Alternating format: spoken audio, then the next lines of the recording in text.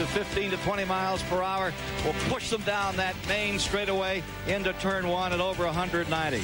Crowd gathering right now as our pre-race show gets underway, and let's meet the man everyone is talking about.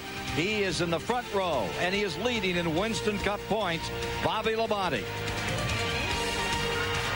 And Bobby Labonte heads into this event with a 213-point advantage and may be just 6 races away from his first Winston Cup title. And Bobby, considering what's at stake, how do you keep this team focused? Well, I mean, you know, we just try to go out there and do the best we can. Winston Cup title is there at the end of the year, but, you know, we got to do everything we could do, just like we have been all along. And it's run real fast and as hard as we can and being as consistent as possible. So do the stuff like you've been doing to get here and just see what that does for us. Consistency is key. Bobby Labonte needs just an average 6th place finish in the next 6 events to clinch his first Winston Cup title. Thank you, Bobby. Okay, thanks a lot. 43 drivers being introduced to the crowd right now, and we'll introduce them to you as well. From the rear of the field, provisional starter, back in that shotgun position, Ted Musgrave. Other provisional starters today include Sterling Marlin and Las Vegas' Kurt Busch. But take a look at row 20. Steve Park, he crashed yesterday, tore up his car. They've got it back together and ready to run. Terry Labonte, a former winner, here beside him. How about row 19? These are provisional starters, and they are Dale Earnhardt, number 2 in points. Jeff Burton, number 3 in points. Look at row number 18. There you've got the ageless Dick Trickle and Hut Strickland. In row 17 today, there's the story. His 25th and final performance in this race. 3-time Winston Cup winner Darrell Waltrip in his final show at Charlotte. Brett Bodine and Kenny Wallace are in the next row back, followed by Dave Blaney and Mike Bliss. Then coming up to row 14, brand new team, Jeff Fuller there. Go to row 13, Robbie Gordon, Matt Kenseth. He won yesterday. He won the 600 back in the spring. Can he keep that string going? We'll know shortly. Up to row 12, Elliott Sadler and Wally Dallenbach. In row 11, you've got Joe Nemechek, who won, but for a pint of gasoline yesterday. Rusty Wallace beside him. In row 10, Bobby Hamilton and Ken Schrader, and Schrader is really running well. Happy hour yesterday. Tony Stewart, he's going for 3 in a row today. Let's see if he can do it. In row 8, Robert Presley and Kevin LePage. I am playing this Charlotte race that I started watching last time in full. We watched the happy hour and all that. In row 6, and this will be like the last official as a crew chief race my dad will race in his NASCAR career, but he of course works as a consultant even still today. This is his 45th birthday. So and for present, he would like to win he his is with third the car 500 here. number Row 98. 3, the Jeff man who's Fuller. 4th in points, Dale Jarrett and Ricky Rudd, a former winner of the event. Jerry Nadeau started 2nd in the 600, 3rd today, and Mr. Excitement, Jimmy Spencer, is alongside. In the front row, the defending champion in this 500-miler, Jeff Gordon, and the man who's number 1 in Winston Cup points, Bobby Labonte. Well, that's how they'll line up for today's race. There you see some of the field. An interesting story about one of the great racing families when we return, the Petty family.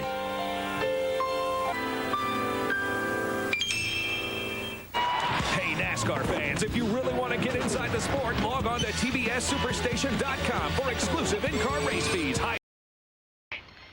They adored each other, and there is so And right now, you can save up to $400. Get your DirecTV system at Circuit City, subscribe to Total Choice Platinum Programming and NFL Sunday Ticket, and get free 3 months of Total Choice Platinum.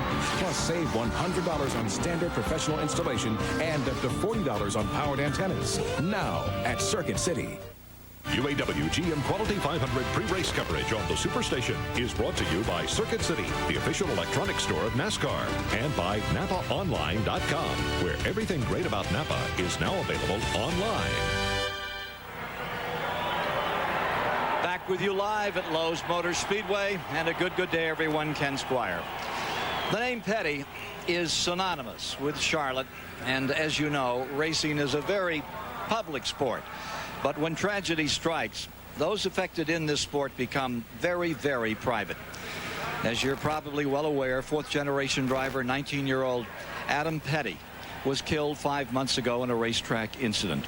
A member of another great racing family, Liz Allison, the widow of Davey, has talked to the Pettys this week about their loss and how they cope. And we feel that her conversation with Austin, Montgomery Lee, Patty, and Kyle is a very rare and very moving insight into loss and recovery.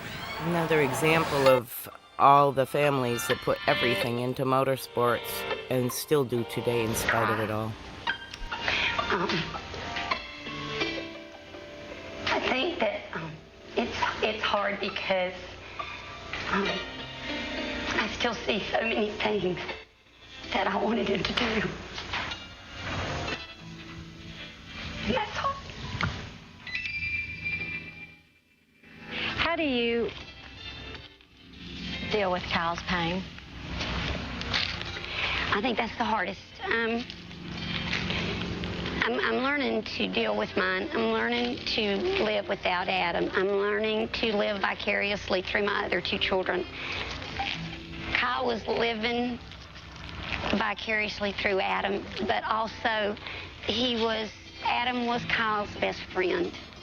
They went everywhere together. They did everything together. They thought alike. They adored each other. And there is such a loss when I look in Kyle's eyes now, and it is very hard. I think you can look at it two ways, and you can look at it as saying that, you know, yeah, it was tragic, and, you know, I don't think the pain that the parents go through, it's incredible, but I don't think you can put it into words, but at the same time, you can make it a positive or a negative. And I think that we look at it that we were blessed for 19 years to have Adam in our life. Adam Petty will win the Easy Care 100 in Charlotte.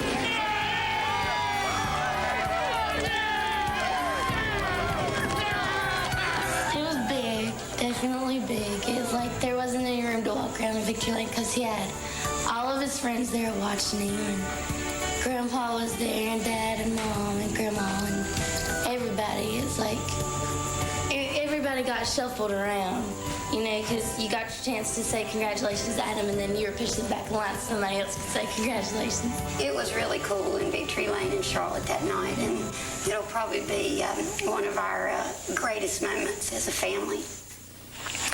How important is it to you as a family to have Adam remembered? Very. Yeah, you know, but very much. And my memories of Adam are special, and there probably some of them are different than what even Patty has or what Austin or Montgomery Lee has. So I think it's important for us to keep the memory alive for ourselves. And if other people keep the memory alive and they remember him, then that's good too, because then that means that he made an impact on their life.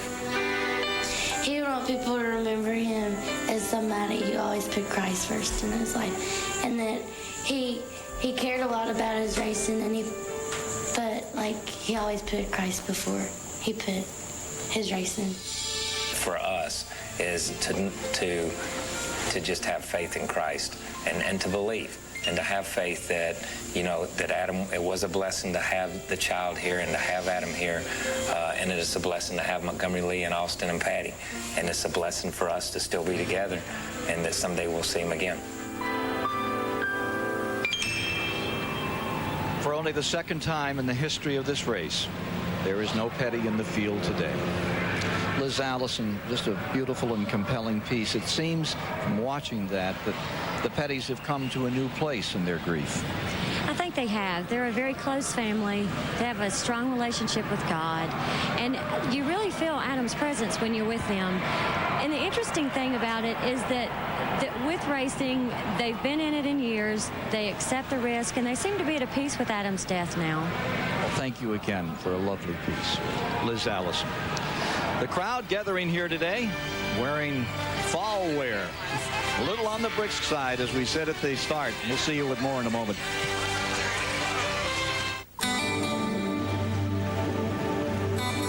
There's something special about the folks who work at AutoZone. The fact that they know more than a thing or two. All 2000. Let's go. We know when and we know how. The real question is why. Watch this.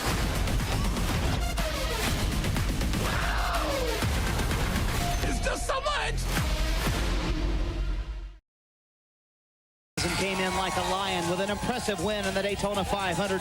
The rest has been much more like a lamb. Consistent, yes. Dominant, no. Even though we've put ourselves in position a few times to run up front and win, it hasn't been that consistently up front in the 1, 2, and 3 positions. In this screenplay, Geoff Burton is the youngster ready to answer the bell next year. His season, very reminiscent of Bobby Labonte's campaign in 1999. The old cliche, lose one before you win one, that could be Geoff Burton. But with slim title hopes still alive, Burton is a realist. No matter what we do, as good as they are, as good as that whole team is, if they don't have trouble, we will not win the Winston Cup Championship. It's in their court. They can lose the championship at this point, but if they do, it's because they lost it. It won't be because we went and took it. There it is, the elusive prize. Who will win it? Who knows, but the climax in the script might come today. Charlotte in October has either been the demise or the catapult to many a Winston Cup champion. Ken? The only monster that Bobby Labonte has to seem to worry about is the one he's riding with in the pre-race parade around the 1.5-mile track as the drivers continue to be introduced.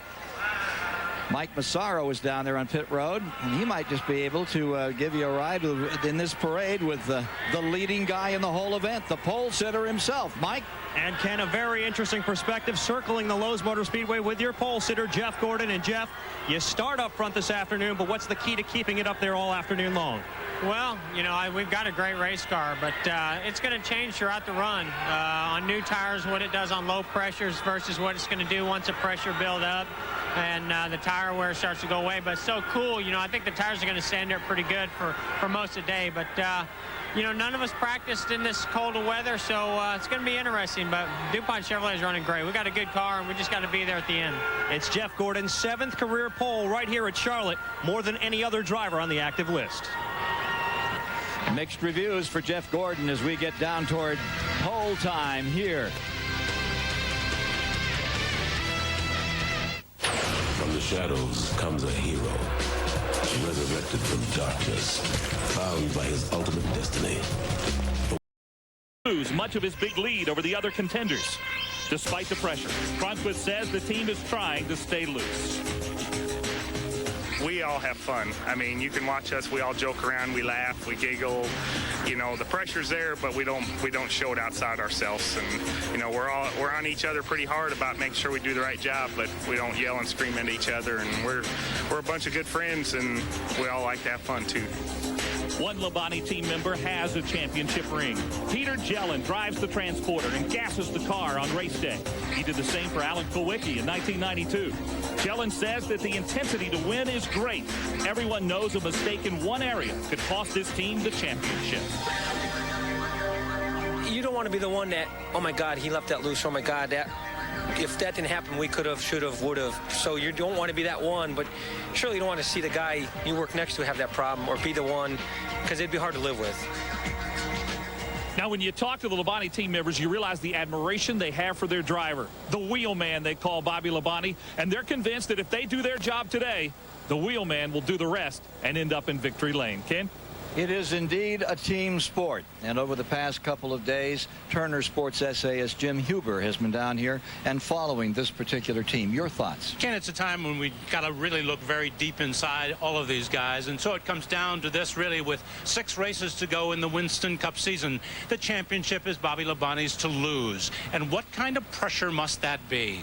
Labonte has worked for this his entire career. He's dreamed of it. He's tasted it, and now that it's almost here, ironically, it must seem farther away than ever before. Though he will be attached at the ear and at the heart with his pit crew all day long, imagine how alone he will seem. Whose voices indeed will he really be hearing as he moves closer and closer to his championship? Jimmy Makar, his crew chief? Certainly. Would Joe Gibbs have a word or two for him to settle him as he calmed his Redskins long ago, to assure him that indeed racing Super Bowl is his now if he stays collected? Will he hear Makar or Gibbs, or will he simply only hear his own heartbeat, loud and fast and racing like restrictor plates hadn't been invented yet? Ken? Jim Huber getting down towards the start in the UAW GM Quality 500 for the 41st time. We'll be back with the race in just a moment. The best agent in the Secret Service is back in action. Daryl Hannah, Doug Savant, and Gregory Harrison in a Superstation original movie. Second, this is a key day for Earnhardt, who starts back in a provisional position. And let's go trackside right now with Marty Snyder. Ken, if winning the Winston Cup Championship was a college course, Bobby Labonte would have an A+. So far, he's passed every test. He's even aced a few pop quizzes along the way. The mood in the Labonte camp today, very relaxed, very confident. After all, Charlotte's one of Bobby's best tracks. And with a 213-point lead and 6 races to go, the pressure on this team is not to win the Winston Cup title, but the pressure on these guys is not to lose it. To Mike Ogwood. Well, for Dale Earnhardt and Geoff Burton, the next 2 competitors in the points chase, well, it hasn't been a good week so far. They had to take provisional starts, 37 and 38. But Dale Jarrett already strapped into his race car. He starts 5th today. Thinking about the points, Dale Jarrett says he's 251 points out. He's not really thinking about that, but he is thinking about winning this race today. We'll be back to take a look at the starting field once again in this 500-miler. Stay with us here on TBS for live flag-to-flag coverage.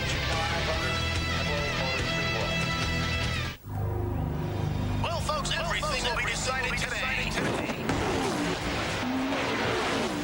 If you want to win in today's world,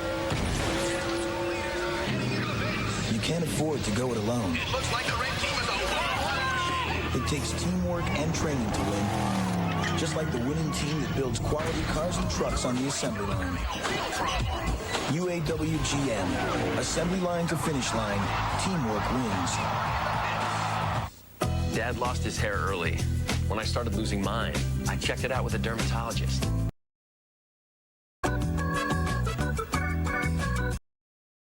Three straight Winston Cup races, and Mike Skinner, who came so close here in this race 1 year ago. Cars getting ready to roll off. Back with the start of the race in Charlotte next. Yesterday, if you saw a bathroom style you liked, nope. Well, good luck finding it at your typical home improvement store. But today, there's Lowe's, where upgrading your bathroom has never been more fashionable. Choose from Delta.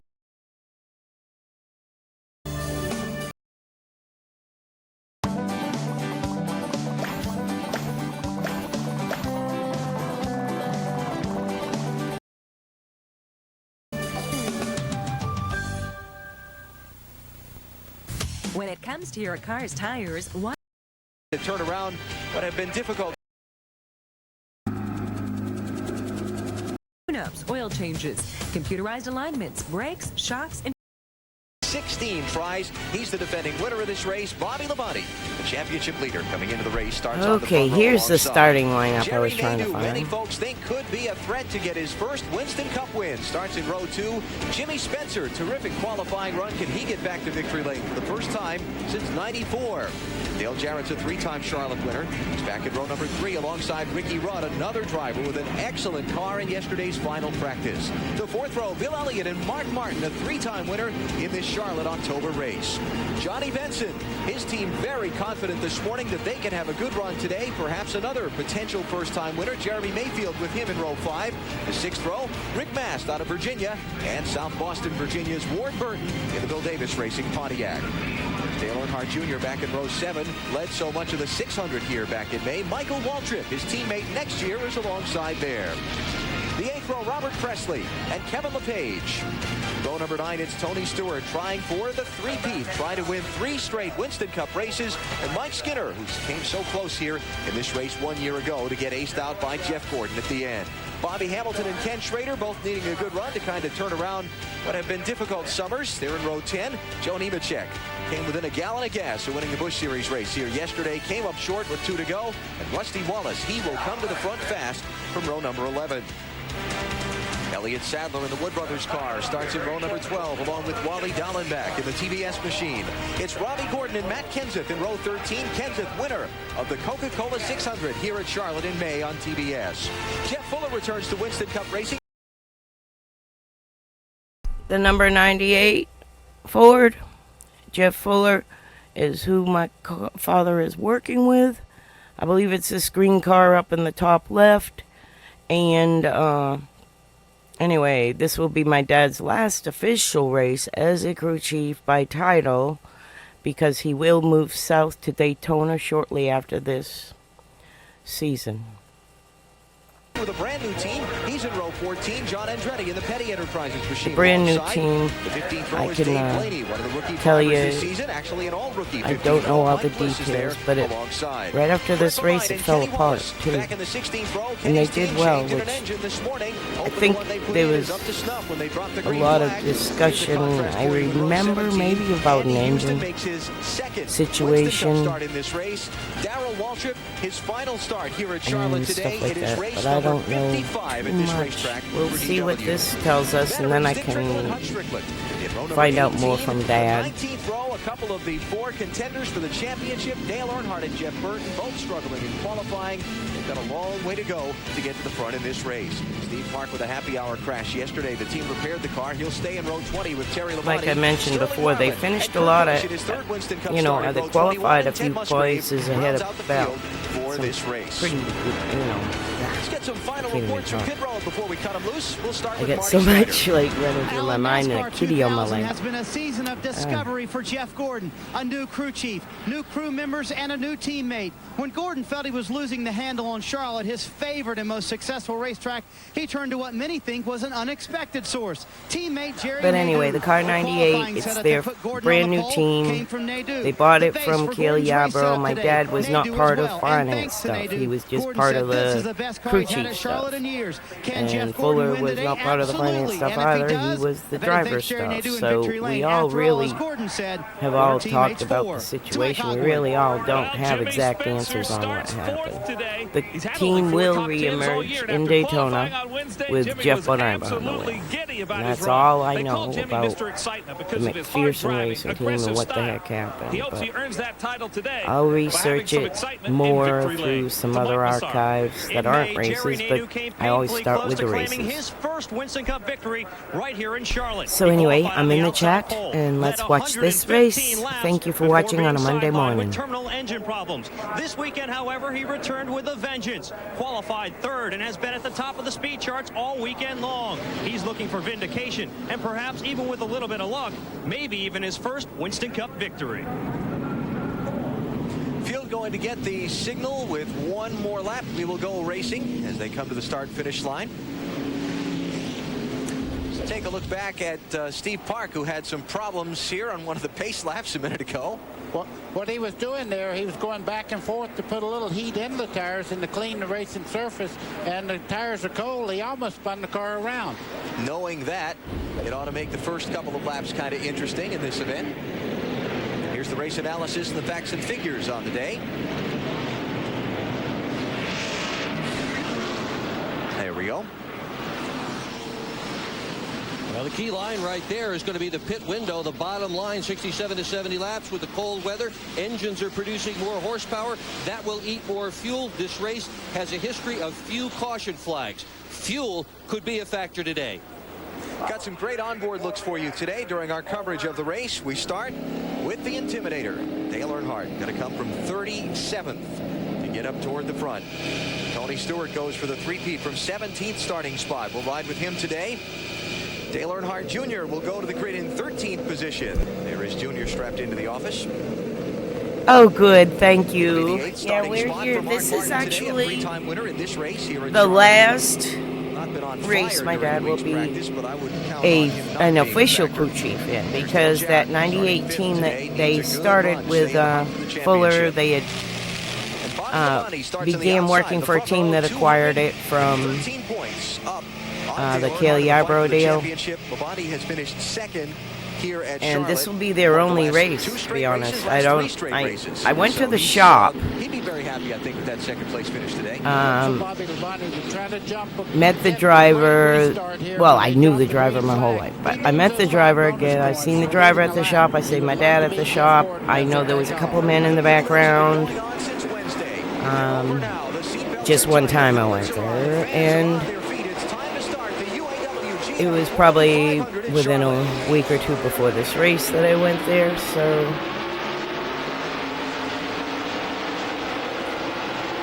I know they ran pretty good. They qualified 27th.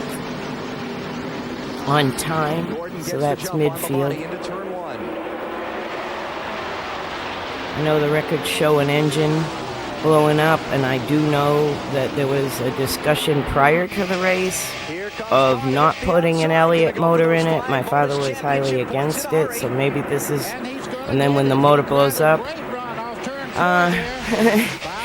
they fire the guy with the title, and I don't know what happened. I also heard there was a plane crash and a financier was killed.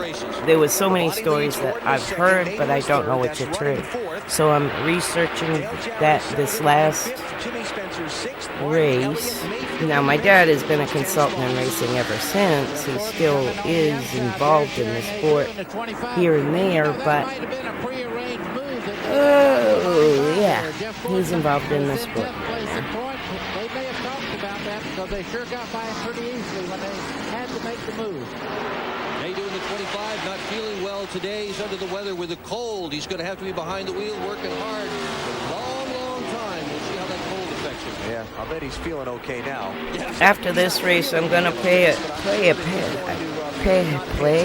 playlist of outside line around Dick Trickle. How my dad's racing life began. So there's stuff from like 1961 I'm going to start with. Now his racing career started in 57, but I only remember 1961.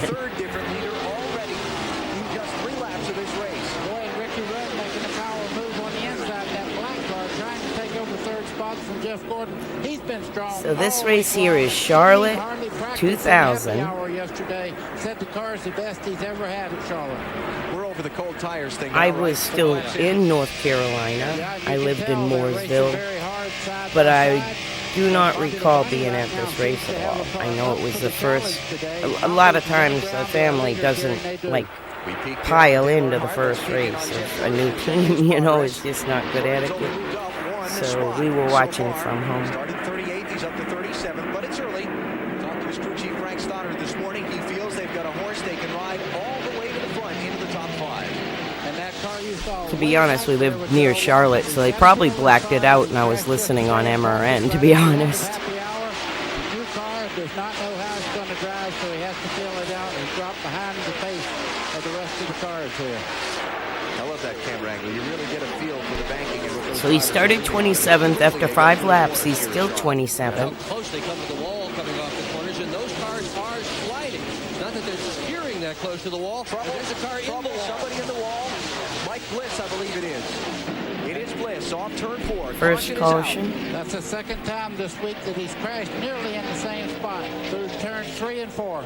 Looks like Hunt Strickland got a piece of it as well as he comes down the pit lane with the left front torn up on his car. He's on the gas, just going to go straight through and try and stay on the lead lap, let the pace car pick up the field. Terry Labonte was involved as well. Wow, that's a good idea. Yeah, when you take 2, you can make yourself loose, and that's good strat right there. That's a real good strat. Congrats on that win. Michigan's a fun track. I've only been there one time. It was from the infield. It looked really massive. It had a lot of pavement in. That was more grayish. It was a little, older. And a little piece of when I went in 96. Also. So 4 cars involved in the accident that puts us under caution for the first time. Well, we told you about TBS No Brakes Racing. We'll do it right now. It's TBS No Brakes Racing continuing.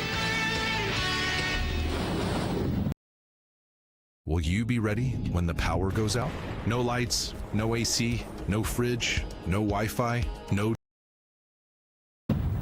It's time to race on a superstation.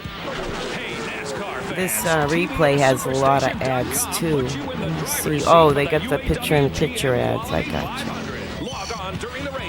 There we go. Work their day off, which was Saturday. Lap Half a day 16. on the car before they could get on the racetrack to straighten the right side, get everything going. They changed several running parts of the car. And he's Now, I know Jerry Nadeau's still in the Mooresville area. I hear of his name from time to time in my circles. They might be putting something together. I don't know, to be around the track anyway. I know he's at the track. Here's Jimmy Spencer running in 5th position now. Spencer, here's another driver that really needs something good to happen for him. From what I heard, they offer hard cards, NASCAR does, to the people that were veterans in the racing community. But I'm not sure on the particulars, but I heard about that. So I'm assuming he goes to some of the tracks. Mayfield's moving up quick. Jeremy's car was completely apart in the garage this morning. They had the upper A-frame, lower A-frame, all the steering arms were off that thing. Said in the very last practice session yesterday he felt that something in the front end wasn't quite right, maybe something loose, so they took everything off this morning, replaced it just to be sure that he'd have no reliability problems. Here comes Johnny Benson. And there is Kenny Wallace back on the speedway. He is one lap down. The race leader in 41st position. Mike Massaro can add for us. Well, Alan, Dick Bergeron just talked about reliability problems. One team that has had a problem there has been the 55 car of Kenny Wallace. Yesterday during happy hour, they replaced an engine after only 6 laps of practice.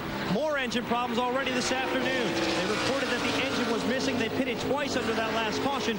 Apparent ignition problems. A loose wire there. They seem to have fixed it under caution. We'll have to pay attention to that as this race wears on. Well, they got another problem, too, and that is debris on the grill of that race car. Yeah, see it? Hot dog paper there across the front of it. Big hot dog, if so. Grill openings are not big on these cars. That could lead to overheating very quickly. You're watching No Brakes Racing on TBS from Charlotte.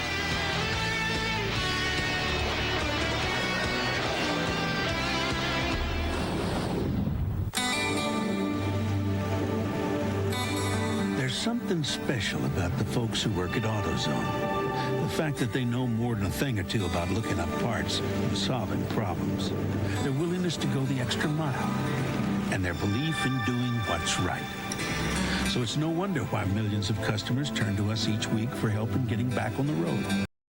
Out in 94, his worst finish in this race in the last 8 years was 4th. Watching the leader, Jerry Nadeau. Moving up, sliding back. Jeff Burton up to 24th spot. Steve Park has picked up 7 positions. Rusty Wallace 6. And the documented Dale Earnhardt's rise through the pack. Sliding back. Okay, so at lap 28, Jeff where Fuller, are we at? Ken Schrader. Dale Jarrett has fallen to 12th In the spot. 98. We're still not in 27th. Fell back. We fell back more than 10 spots. That's if somebody is driving along and they fall back more than 10 spots, they're doing one of 2 things.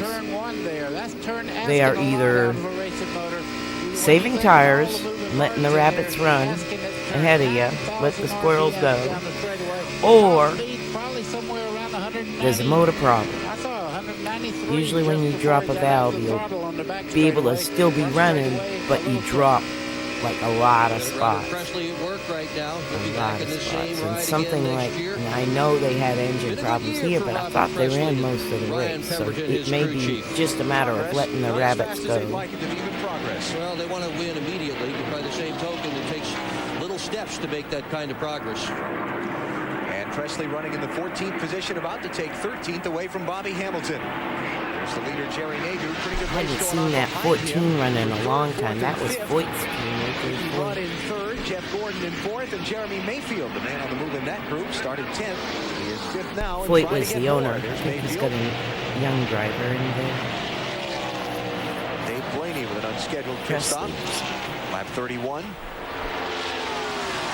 The leaders have overtaken Darrell Waltrip to put him a lap down. Kenny Wallace has been overtaken and put a lap down as well. It's No Brakes Racing from Charlotte on Superstation TBS.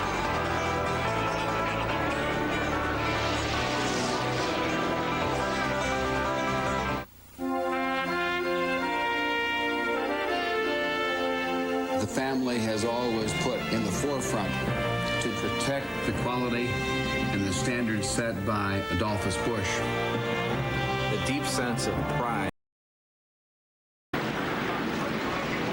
Nadeau took an air pressure change in the left rear by 1 pound, left front by a ½ pound to try to loosen the car up a little bit, just a tad tight on that number 25 that's been leading.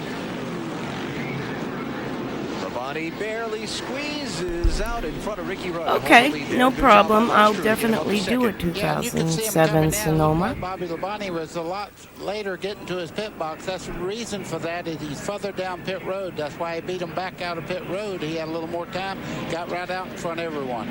Dale Earnhardt with a little piece of garbage on the grill there that he has picked up from somewhere. And Earnhardt coming off of pit lane in 25th position after starting back in 37th spot. Second caution of the UAW GM Quality 500 at Charlotte. Another pit stop for Mark Martin under the yellow.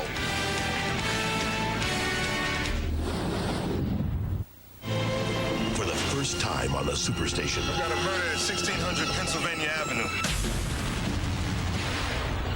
A murder in the White House, a matter of national security. The president and the first lady were in the White House. The president is about to become an official suspect. What are you going to do? Put the president in a lineup? Wesley Snipes. Look at this, though. On the bottom, Ricky Rudd. I say how many times this year Bobby Labonte's pit crew has gotten him off pit road first if he wins this championship. He better do something nice for those guys. They have done a lot nice for him this year.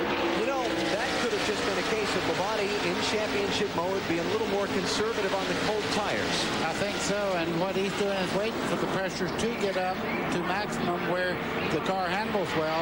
He's already complained that he didn't like the feel of the car on fresh tires, so look for him to come right on back. Sixth leader of the day is Ricky Rudd.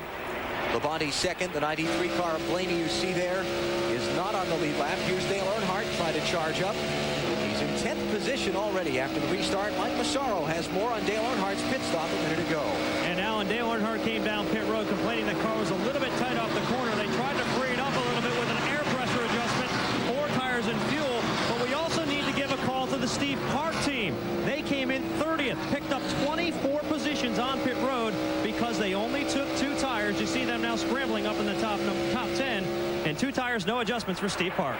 Park in 6th position, new leader Bobby Labonte, while we were watching Dale Earnhardt, has just gone by, retaken the top spot. The Napa Field summary, updating each lap as the cars cross the start-finish line. Labonte, Rudd, Mayfield, and Rusty Wallace moving up into 4th position. Boy, that's fast company right there. Jeremy Mayfield, Rusty Wallace, teammates out front right now. Bobby Labonte waited on those tires to build the air pressure up.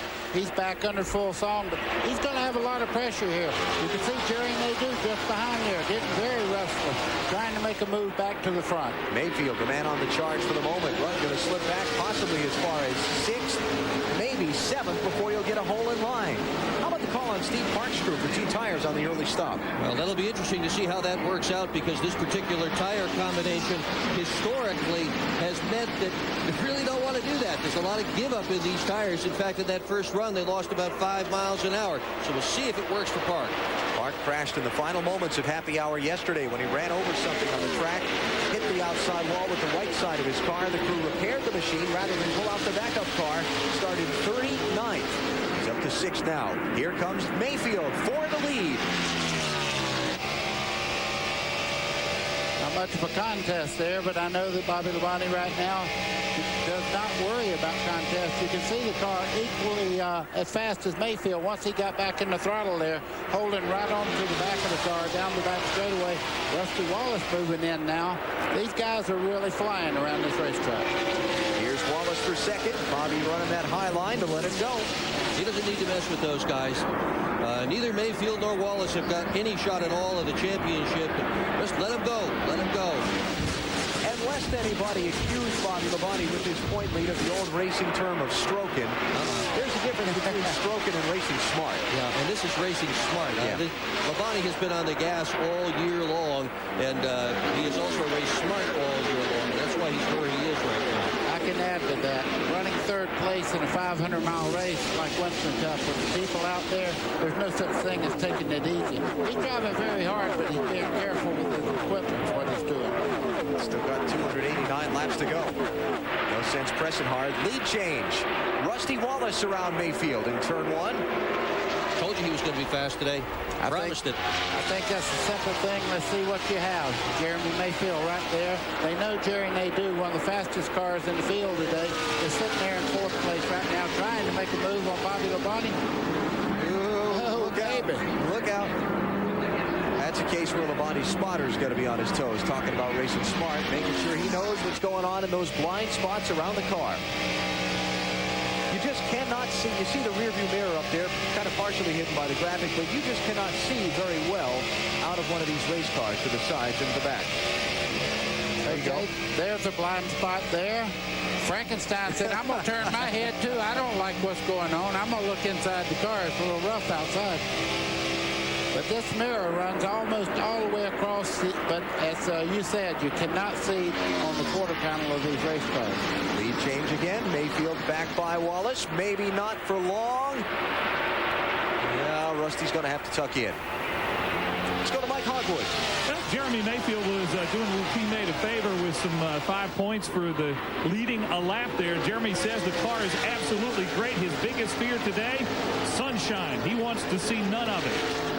Here comes Nadeau on the charge, back toward the front. Well, I know one thing he's going to see. If he wants sunshine, he's going to see it pretty quick here. That 25 car is shining right now as far as the way. Are you talking about like the top 10 in this race here? On the outside. I can't tell you how difficult that is here at Charlotte. You can see, though, that he hadn't made the pass yet because Rusty is in the fastest line, the bottom part of the racetrack. Nadeau just powers by. Like the light, the Rusty Wallace light, the interstate, these are all really quite popular. We're in 36. We're still way back. Maybe conserving now. I know his driving style was conservative in the first half of the race, as I have it in the 98. Jeremy Mayfield was quickest yesterday in happy hour. He needs to put some heat on it. Here comes Gordon and Earnhardt. Earnhardt up to 8th spot now. Charging from the back. It's lap 49. I did bring up, I found that Sonoma race. It's got really good quality, it seems. It's right here. So I can tab it up. Next. I can next do that one. 37th starting spot. By the way, Geoff Burton, the other title contender that was starting in the back, is up to 12th spot now, so he's having a good one. I have to, I should be able to do that. With Wallace for the runner-up spot. Because I'm just looking at the time, I have to talk with someone at 10, so I've got about 4.5 hours in between. So that'll work. Indicates that the Hamlin's going away just a little bit. Jeremy Mayfield leads, 51 laps complete, 283 to go. No brakes racing from Charlotte. Yeah, the 25, that was a different paint job. That, I guess that team would be more familiar with, like, Schrader, maybe. It is a Hendrick team. The driver was a young, promising, modified driver out of the Northeast. I want to say Connecticut, New Jersey, maybe. Like, I don't know his hometown, but I know he raced at Stafford, Thompson, them type of things. Maybe Riverhead. But he got hurt. And I'm not familiar with which race, but I know he got hurt, like, out of racing hurt, like Kurt Busch. So, like I said, I don't know the specifics. I just know he got hurt early in his career, and it was like kind of a shame to have that happen so young, because he was very promising. He was him, Kenny Irwin, Adam Petty, all started that same year, and they were the promising new young guns.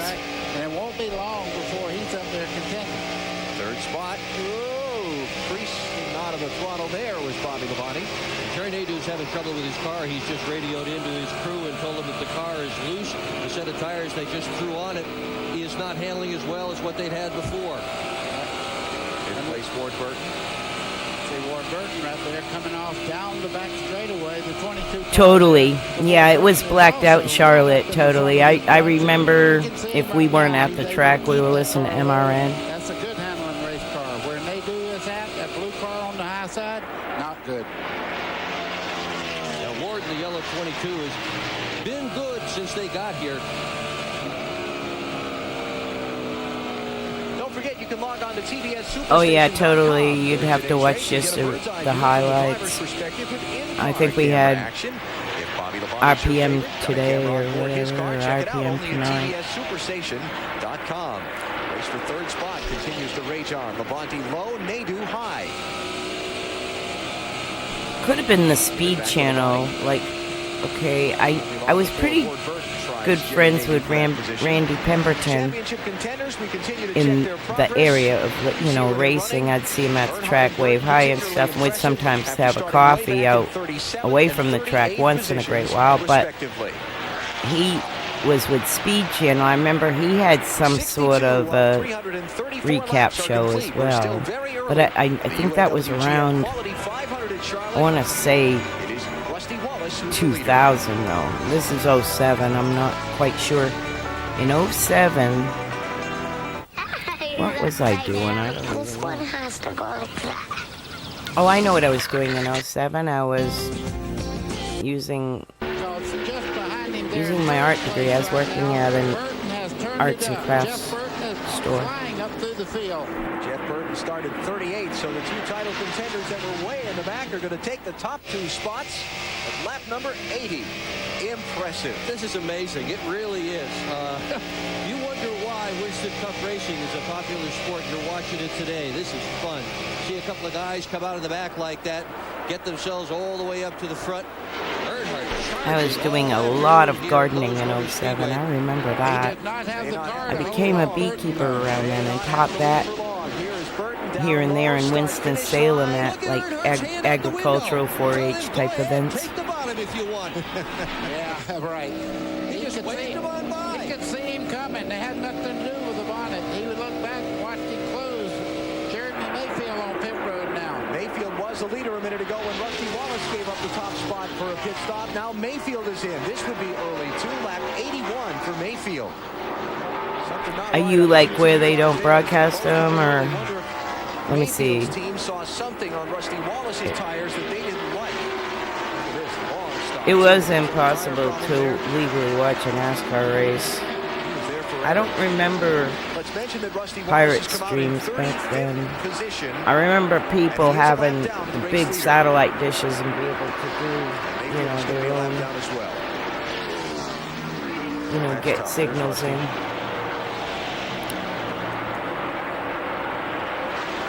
Seem to think prior to 07, I'm trying to think of the technology. My husband at the time was in Dish Network, DirecTV. My son, he did DirecTV most of his career. Trying to think, the technology was the cards, but it was all up to the broadcast station. Like Charlotte Black, if they didn't sell all the tickets, they blacked it out. And as you see, they started putting seats. They had 600,000 seats available at one time, and I think they've removed some of those backstretch seats now and moved them. Kind of looks like to Daytona or somewhere. I don't know what track they moved him to, but they moved him. And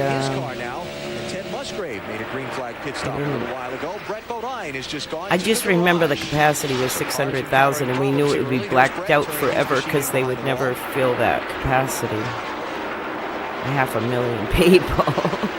I mean, they got close, but really, realistically thinking.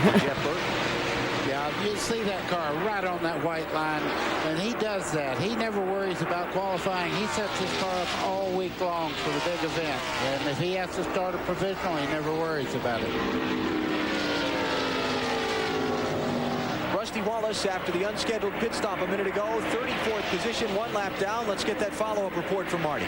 The problem was the left rear tire. The reason Rusty thought it was the right front, the left rear and right front show the same characteristics. There is the little hole. It was a cut in Rusty Wallace's left front that caused him to lose the lead. When they came in and checked the pressure, it was down to 12 pounds. Normally at this point in the run, it would be up to 35 pounds, and we have caution on the racetrack. Kenny Wallace in trouble in turn 3. He has just popped the outside wall. He will come up on his car with Tony Stewart here. Look for Wallace's slow machine up on the high side. Right, coming around there. There he is. Been a bad weekend for Herman. Third caution of the race. lap number 87. It waves. And that is a very terrible break for Rusty Wallace and Jeremy Mayfield because it will pin them one lap down.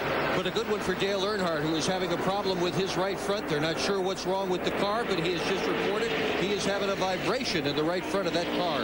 Looking at that on Kenny Wallace's car, he is hit Now, hard he with did the not right hit front. I that wonder if he lightly. had Holy something go crap. down. Let's flash back here. A couple of races ago to Dover, Delaware, we had a situation where cars started losing right front tires. We just saw Rusty Wallace, although that was a left rear, right, on Rusty's car. Yeah, and it was definitely cut too, though. Yeah, hadn't got the follow up on the Jeremy Mayfield problem yet, but he came down pit road shortly thereafter. And now Dale Earnhardt reporting a problem. So I wonder if somebody was out there just dropping stuff. Yeah, that's that, or Dale Earnhardt did lean on that car pretty hard trying to get those 5 bonus points, and once he got them, he kind of eased off the throttle a little bit, and characteristics in the car will change really drastic. He appears to be smoking. Don't know. Hard to say if they're all connected in any way or not. Might just be some random things happening all at the same time. Pit stops, lap 88. Mike Massaro. Well, Dick Berggren hit it right on the head. Dale Earnhardt had radioed in just a lap before the caution came out that there's a vibration in the car. A right front tire perhaps going down. The team already over the wall, making a 4-tire change, putting in 2 cans of 76 racing fuel, no adjustments. Earnhardt now down and away after they changed the tire. Good morning, Jack. How are you? I hope you have a good day. You had a good day. It's getting later for you, isn't it? It's good, but I'm losing time. I just don't know where I'm losing time. Oh, it's very late for you, actually. 4 tires and no adjustments. Earnhardt gets out first. Listen to the crowd. If you've never been to a race here at Charlotte before, this is Dale Earnhardt country. He is a local hero. He grew up in Kannapolis, which is the next town north. This is his country. These are his people. This is a Dale Earnhardt home crowd. Look at that. I tell you what, everybody in this grandstand, one way or another, is an Earnhardt fan. Won this race 14 years ago, won it 20 years ago in 1980. And I can't wait to see that right front later on. Earnhardt leads off pit road. We'll have the restart for you when we come back to Charlotte after this on TBS.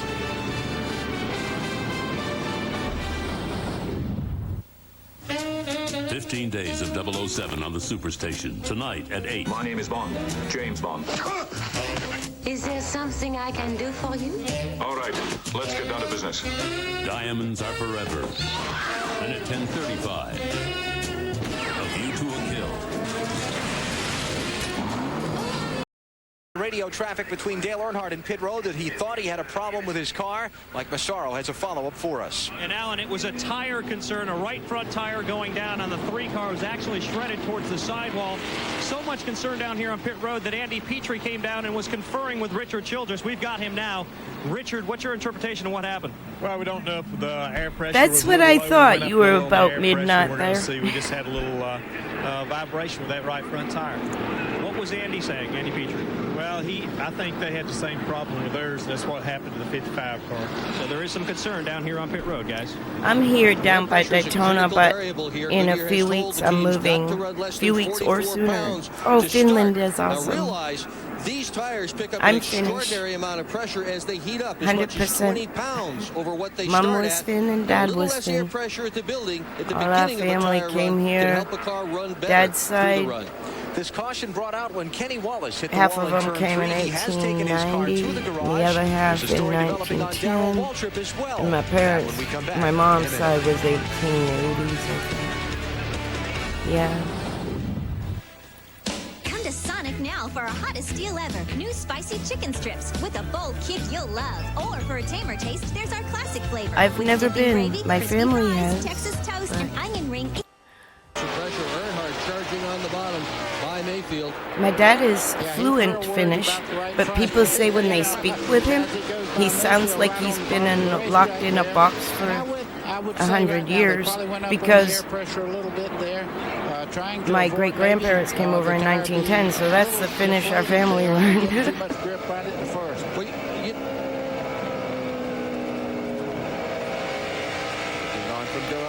Netherlands is kind of like, I would say, North Carolina weather.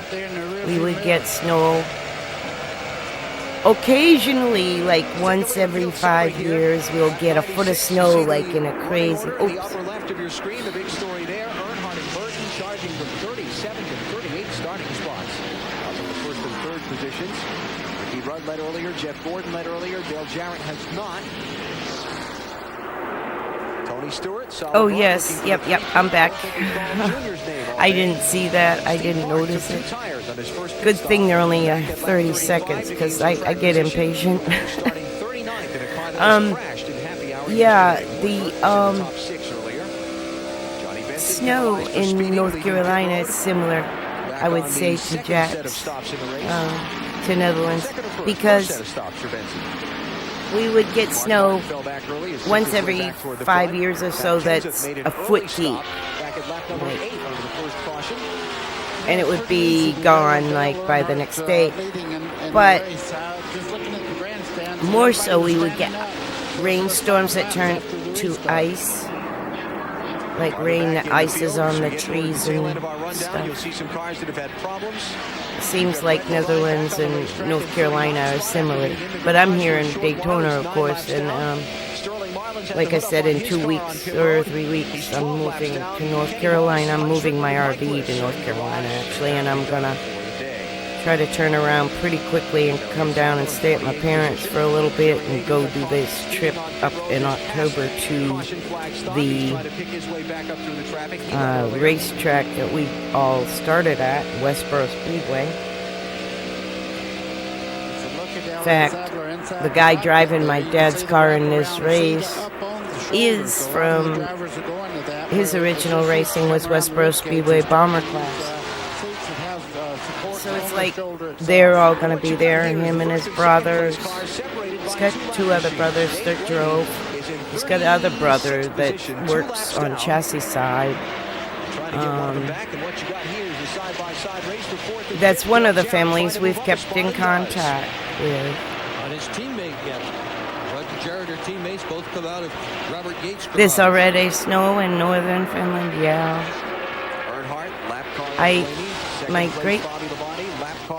We have some connection to Lapland, but I don't know exactly what. He had a pretty decent amount of space between himself and Earnhardt, then Earnhardt just got a mind to it. There's a town, O-U-L-U, maybe? I think my grandmother was from. And Costinen, I think, is where my... Oh, yeah, it's really... We have this cold snap coming to America, too. Like, it's coming down. I see the reports that there's a cold snap coming to deep into the northern Florida, even. He steers the car with his right hand and elbow, basically. Blaney's right hand, he just pulls the steering wheel with his left hand. Watch it. Summer here has been so warm. He didn't use his right arm at all.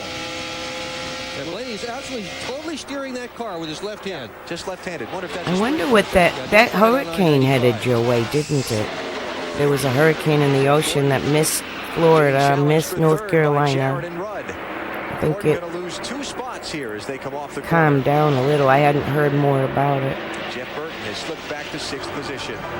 Dale Earnhardt is the leader. Just past the 1/3 point of our UAW GM Quality 500 at Charlotte. Now my ex is working here somewhere. He must be with... He might be with one of the Bodines. I'm not sure. But they didn't qualify, I don't think. So I don't know. Or... I'm thinking he worked with the 16 too. I think my ex was at Roush's now, but I don't know who exactly he drove transporter for. Supposedly for this race or whatever. I'm not sure. He told me when he went to Roush, but I don't remember. Like, I gotta look back at my notes. Cut down a right front tire and went into the outside wall in turn number 3. You've got Wallace in the garage area, Strickland in the garage area, and Bliss in the garage area. Strickland and Bliss from the earlier crash. In Florida here, it is really, really hot. Like it's been ungodly hot for Florida even. I never remembered it being this hot. Now look, I think I just saw Geoff moving forward, back up where he was running before. So he's passed some cars in that last rundown. We'll check it out on this next rundown. I think he passed. So he was just kind of tire saving there in the beginning. Anyone be just tuning in? Let's make sure they understand the point I was making. There's a difference between stroking and racing smart. Labonte's racing smart, and he's racing hard. This is for the lead at 115 of 334 laps with one of his rivals for the championship. In the car just behind him there, Jeremy Mayfield's trying to make up a lap, but Dale Jarrett moved right in on him round. That's first, right here, second, and third, right back in there. It is a cold day here in Charlotte. Temperature was 48 degrees at green flag time. Every one of these fans that's in the house today is on their feet, and they're not thinking a little bit about the cold right now. It's been a terrific show so far. It's adrenaline. You know, you were talking about racing smart, Alan. There's just two guys in the top 40 who have finished every race so far this year, and they are Dale Earnhardt and Bobby Labonte. That's like 70 or 70 to 85. You're running fast and smart. That's the Jeff Fuller car. The leaders just went by, slow on the apron of turn 3. No power reported on that. Oh, no. See, there the motor went. Earnhardt trading the lead back and forth between them now for 3 straight laps. I'm going to back up for that. Oh, there's no. I'm going to pause this probably. Ah, crap. I know. Let's see. Go back up a little. I should do it this way. I wanted to see the car on pit road and see if I could see Dad. Is what I'm trying to do. Where were we? Oh, goodness. I totally lost it. I lost my place. Let's see. God, I hate scanning with YouTube. It's like the worst ever scan situation. You gotta watch these bottom pictures. Where are we at? It was before this, so try that. I think it was 207. Fans that's in the house today is on their feet, and they're not thinking a little bit about the cold right now. It's been a terrific show so far. It's adrenaline. You know, you were talking about racing smart, Alan. There's just two guys in the top 40. Okay, yeah. Who have finished every race so far this year, and they are Dale Earnhardt and Bobby Labonte in the 18, and that's smart when you can run that fast and finish every race. I think this is when I was looking at the rundown, and I said, "Oh my goodness, he moved up, so the car was good." Reported on that machine, maybe lost the oil pressure. Lost the oil pressure. Earnhardt trading the lead back and forth between them now for 3 straight laps. I might have to back up. Jeff Fuller in. There it is. For the McPherson Motorsports team. Ah, crap! They did it again. 5017. 5000. Okay, pay attention, Tanya. Earnhardt trading the lead back and forth between them now for 3 straight laps.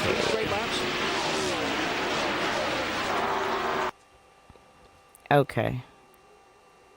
I'm looking. I don't see him. This possibly is him, right in the top upper right-hand corner with the hand on the button. That's the crew chief stance right there, so that's probably him. But yeah, this is the last race, and this is how my dad's last race officially ended. Yeah, and then the hood was going up on it. He pulled off over, coming off turn. Did you see that? I'm going to repeat that part too. Coasted in, so he's got a major problem with the motor. 500. I'm going to redo this because I don't want to talk during it. Earnhardt trading the lead back and forth between them now for 3 straight laps. Jeff Fuller in. First race for the new McPherson Motorsports team. Hope to be a full-time effort next season. Yeah, and then the hood was going up on it. He pulled off over, coming off turn 2 just a lap before this, and really just coasted in, so he's got a major problem with the motor. Let's talk about Earnhardt here for a second. His mode Okay, that makes sense to what I heard. Now, I heard something about an engine change, about putting an Elliott motor in, and my dad was highly against it. And I think that might have been why the team, like, okay, they went into it, like, you know how they just said they are looking to do a full-time deal next year. Okay, that's how we went into it. We were like on top of the world. Great team, great chance to now run up front in Cup. And something happened. And, you know, my parents don't talk their business with me or anything, but I know that they sold everything and went to Florida. Whatever it is, it did him in. I know that whatever happened with that McPherson team did not make anyone on that team happy at all. So, you know, like, it all fell apart. But all I know is the team did return full-time the next season with Geoff Bodine behind the wheel. So maybe Geoff has the keys to the story I'm looking into. And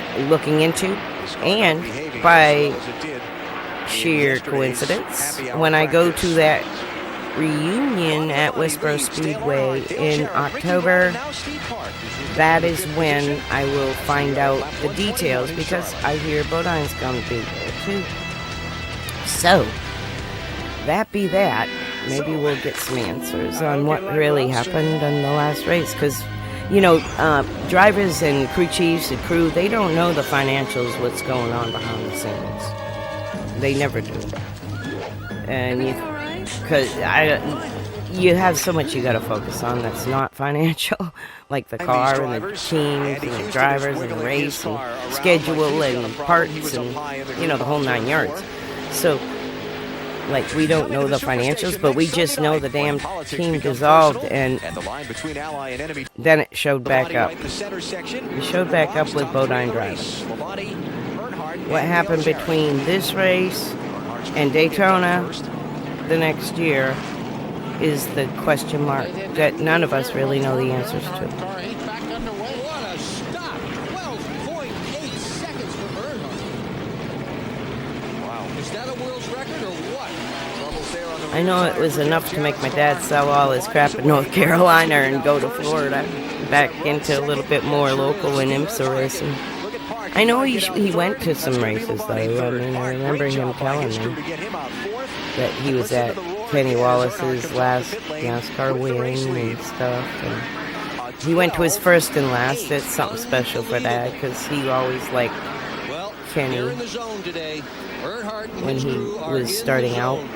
My dad always helped the rookies. You know, Kenny was friends with Joe Nemechek. They were all part of the same class of 92 or whatever. On the racetrack from Andy Houston's car. We're at lap 131, 203 to go in the UAW GM Quality 500. I'm here to play football for the Irish.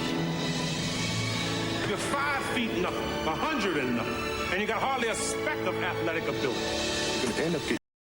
Mayfield tries to get his lap back from Earnhardt once again. He'll do it this time. On the caution for debris a minute ago, Rusty Wallace did get back on the lead lap. He's in 27th position, but more importantly, he is back in the hunt for a good finish. And has a very fast car. He had made up about a half a lap under the green, and then the caution came out. He's back in the fight, I'll guarantee you. Tony Stewart racing Steve Park for fourth after taking fifth from Dale Jarrett. Park having a great run today despite incredible adversity. Hit the wall last night. The final minutes of happy hour. Crew worked late last night, came in early this morning, patched the car up. They certainly could have gone to a backup without any loss. Yeah, Hurricane Aaron is... They said this car is so good. God, it was such a close call for us here in Florida. You see the results of that like, in the left rear corner of the car. More so North Carolina, but, like, you don't want to see something that size. Park fourth, Stewart fifth, Jarrett sixth, Gordon seventh, Dave Blaney in the 93 is 2 laps down in 35th position. Thank you, Dave, for allowing me by.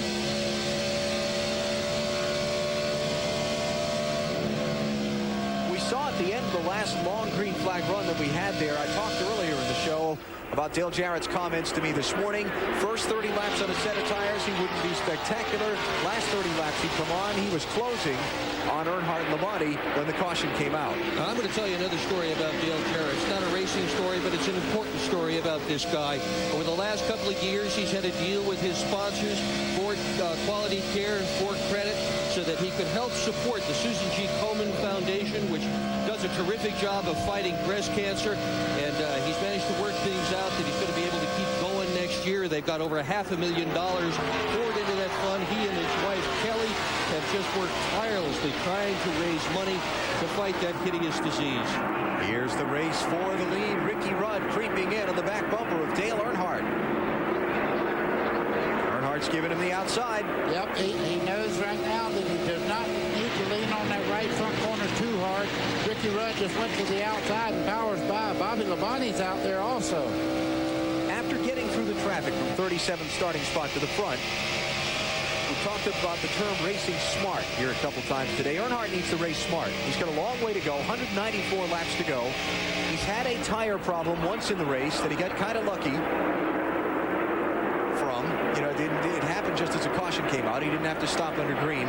So he needs to race smart and take care of the tires for a while and save the really hard charging now that he's got track position for the end of the day. Exactly right. And what he's doing right now, if you notice, he's running Rudd a little bit different than he did Bobby Labonte. He moved over and let Rudd go. He's not doing that with Bobby Labonte. He wants to stay ahead of him if he possibly can. Now we mentioned Mark Martin falling back to 29th position on the restart after an extra pit stop. Under the caution flag, Mike Hogwood has the explanation why. Well, they simply had a miscue on the first pit stop. The jack dropped down. It wasn't supposed to. Mark Martin left. They brought him back in because they felt they really needed to put a rubber in the right rear. They got that work done, but it took them 2 stops to do it. That's the story on Mark. He's gone from 29th on the restart up to 26th now. And is working on Wally Dallin back there for the 25th position. Dale Earnhardt Jr. has gone back up to the 12th position. He slipped back a little while ago. We saw him briefly falling back through the fields. By Kurt Busch off of turn number 4. Jerry Nadeau got into the outside wall trying to avoid Skinner half spinning. Nadeau, a potential winner in this event, flattened the right side of his car. No caution. Caution is out. Caution is out now. That stinks. How Mike Skinner kept from crashing that car, I will never know. He was 45 degrees sideways. That's a lot of driving ability and 40% luck. I'll tell you, I've been there myself, and sometimes you get lucky. He just saved it. Got a great race car there and a pretty good driver, but I tell you, it's pretty lucky too. Mike Skinner got nipped by Kurt Busch off turn 4 in the left rear. He chased the car down the track, back up the track. When he came up the track, he was pointed right at Jerry Nadeau, and Nadeau got squeezed into the wall. Let's have a look. Watch Skinner, watch Kurt Busch right behind him here. Well, Skinner got loose first. Yeah, Skinner was loose. Busch, a rookie, this is his first start ever at Lowe's Motor Speedway, but boy, that could have got ugly. Did Sterling Marlin bump the back of Nadeau and send him into the wall when Nadeau lifted, seeing Skinner get sideways? Well, they were all in tight pursuit right there, and I think there might have been contact back in there. He's got some problems. Rear end housing's moved over on the car. You can see from the left side shot on the machine. His chance to win is over. Yeah, well, I bet they end up behind the wall trying to fix that. Nadeau got sent to the back of the line for speeding, leaving pit road. The grass can got tipped over. Can't fix that in the middle of the race. That one's done for the day. We'll come back to Charlotte in a minute.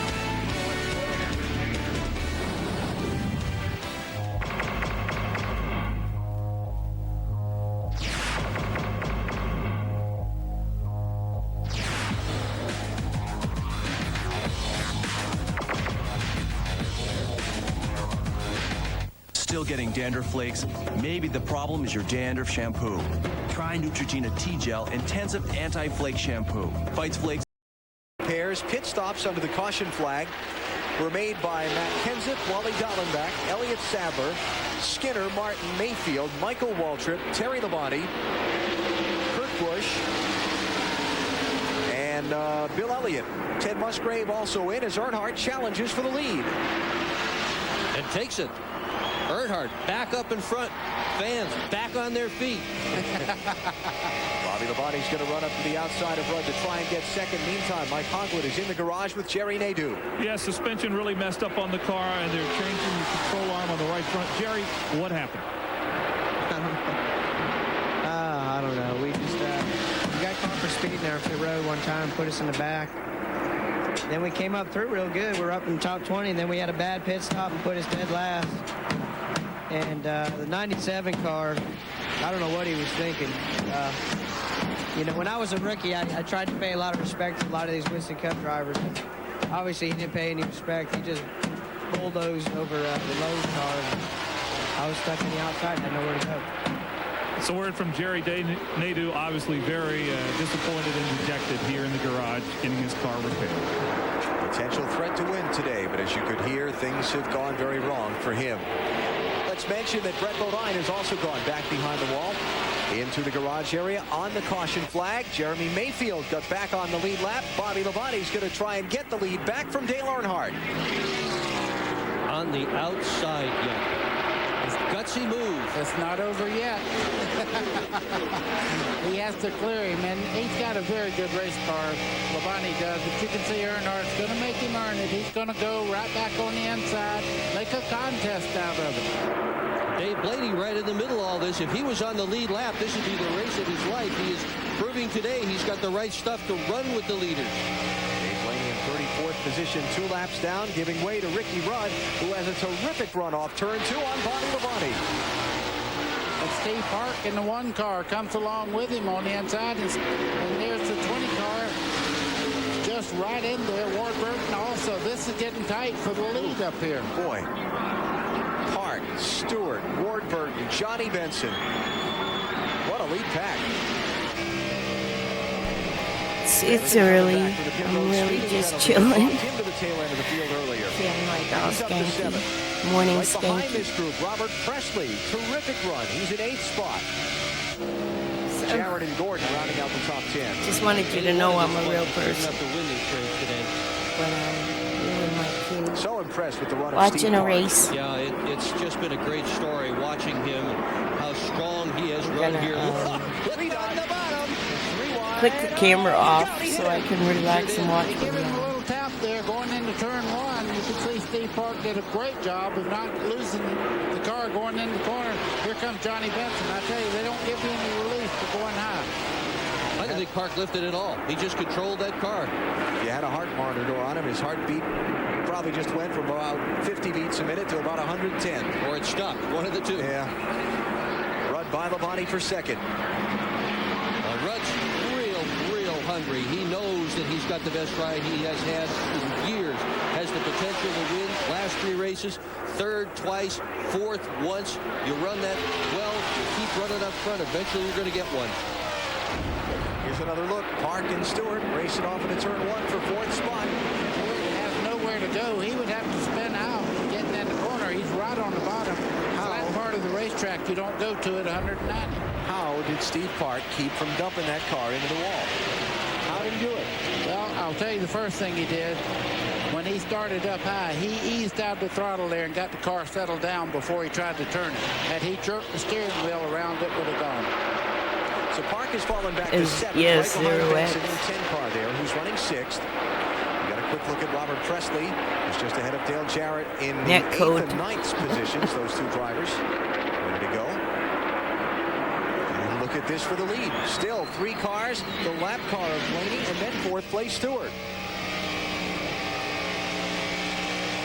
Someday Jeff Burton's day. Got up into the top spot earlier in the event at lap number 82 after starting in 38th. He's running in 15th right now. There's Geoff racing with Jeff Gordon for the 14th spot. Rick Mast is also in the hunt for position. Oh, Rusty Wallace. Oh, no. Jarrett is in the wreck. Turn 4. Gordon's in the wreck. Hard hit for Dale Jarrett. Look at the left side of his car. Well, that's not a good sign. Watching him move around inside Holy crap, every one of the beginner and They'll have to really do a lot of work to even get him like there's a points race going on. Championship contender Dale Jarrett. needed a good run here at Charlotte today. He is going to wind up in the Because it's garage. That October car very Charlotte. heavily damaged. Caution is out at lap 159. Rusty Wallace was involved in that. Rusty had moved all the way back up to 10th position. After getting a lap down earlier, Rusty's on pit road early here. Look at the back corner of his car. For the race fans, it's like the worst crash you can have happen. Have Just had nowhere to go. Went all Wallace, against the outside wall. Gordon, and Jarrett, and Earnhardt all out on the same wreck. With A good car. Jarrett, championship hopes. That's on an now. ouch. He has no chance. 6th caution of the race. Jeff Gordon, Rusty Wallace, Dale Jarrett in the crash in turn 4. As you see DJ, I don't blame him for taking his time getting out of that car because he took a wicked shot on the left side of that machine. Here's another look at what happened.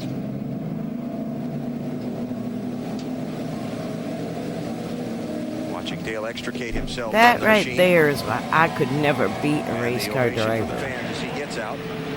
Rightfully so. That Hard shot over disorientation there for DJ. moment Let's after get a another wreck look at what is happened over just there the on the worst racetrack. feeling in the world. Oh, Robert Presley. Oh, I couldn't imagine. What a bad break. He was in the top 10. All right, another look at it here as Presley tries to make the turn into the garage. There's Presley, Wallace, and Jarrett just ahead. Rusty got in the left rear corner there just enough to turn Jarrett. Certainly didn't mean to, but the contact was made. You see Robert Presley Kind on of the looked high like side Jarrett there, lifted going for by some on the reason, outside. and Contact by Gordon. that's how those happen. A lot of times when someone gets into someone, Jarrett's car. look at what the one in front is doing, and look at his RPM, see if he lifts for a second or something. Oh, no, he didn't lift or anything. He just came in slower, and Rusty had a run. Boy, that was a long crash. And it just kept happening. Here's a look at it. Here's a look at Jeff Gordon as he walks away from his mangled car back toward the garage. And he did everything he could do to miss that wreck. He slowed down, he went high, and still got involved. Well, one of the themes of our day, championship contenders. One of them's been eliminated. Dale Jarrett with a crash here at lap 160. Another look at the accident from Mark Martin's view, who was well back in traffic, and see how he manages to get through here. Caution light was already on. Right there is spotters telling him where to go. Because he can't see, that's obvious. Oh, he can't see a thing. Smoke, look at all the oil and water on the windshield of his car.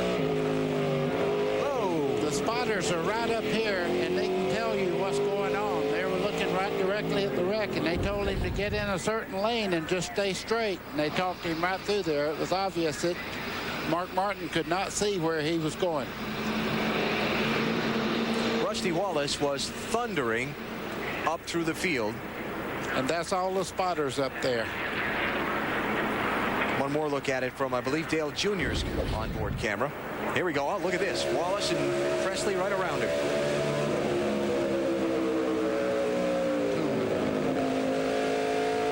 Nice job, Junior. The right direction. Well, what he didn't do was jump on the brake there, because he would have been involved in that accident. He stayed in the throttle and got right by.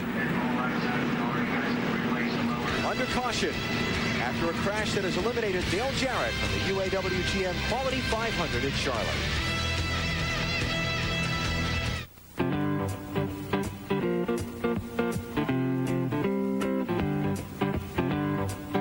It's a good commercial.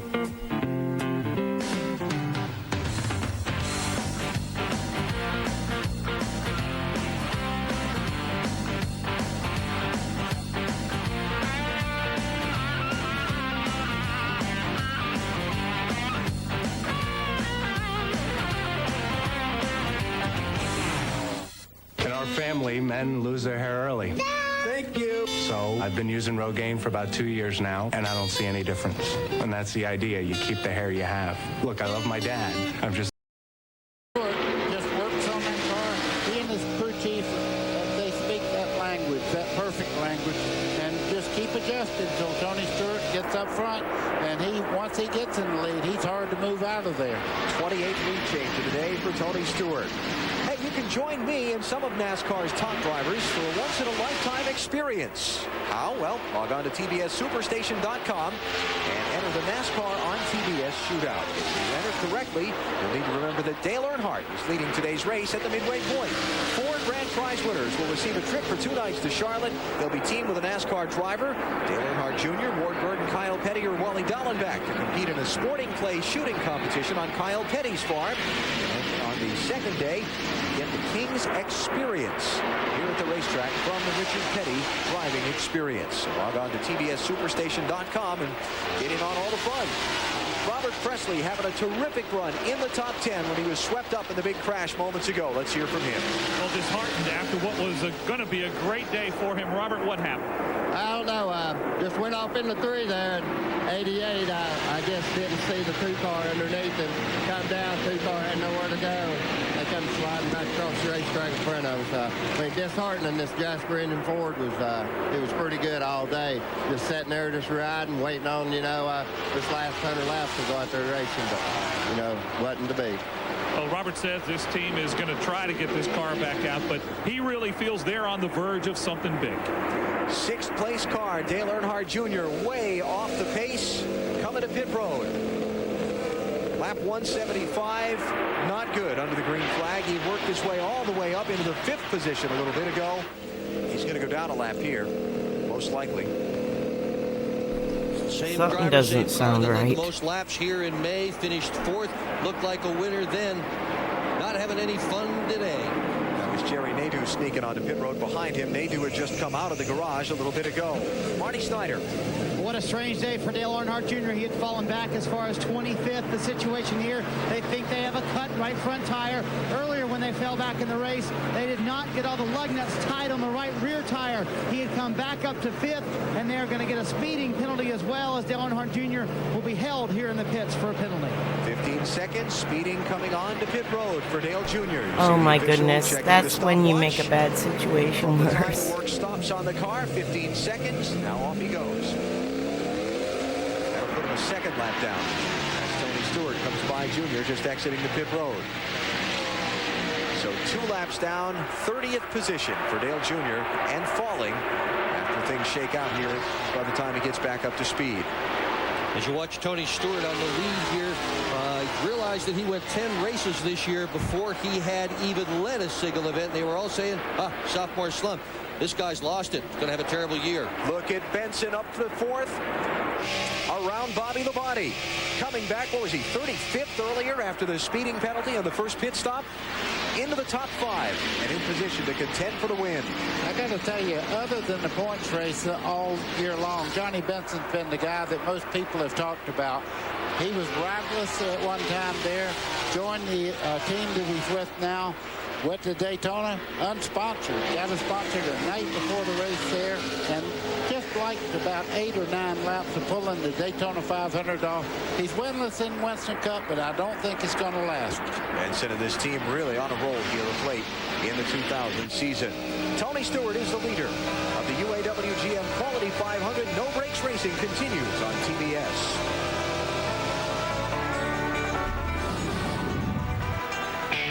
Never once did your car ask you for jewelry or flowers. Never once did it ask you if it looks fat. Or did it get mad at you for leaving the seat up? Your car always gives you exactly what you want.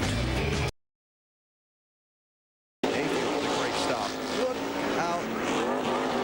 Watch Labonte. Now watch Stewart come popping out of his box.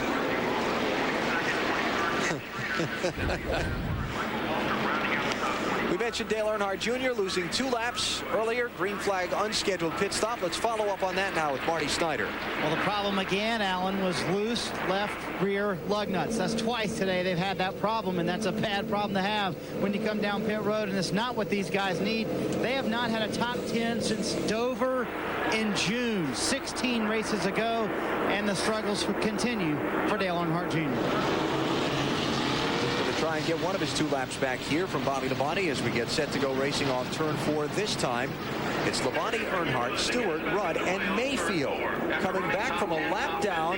Great pit stop by his crew. Gets him up into 5th spot. Then Spencer, Martin, Dick Trickle into 8th. Bill Elliott 9th. And Steve Park 10th. And a little bit of sunshine popping out here. And I'm going to wonder if they're going to let the start stand as it was just then. I noticed a little, I won't say anything. I'll let it play out. Big wiggle going down the backstretch.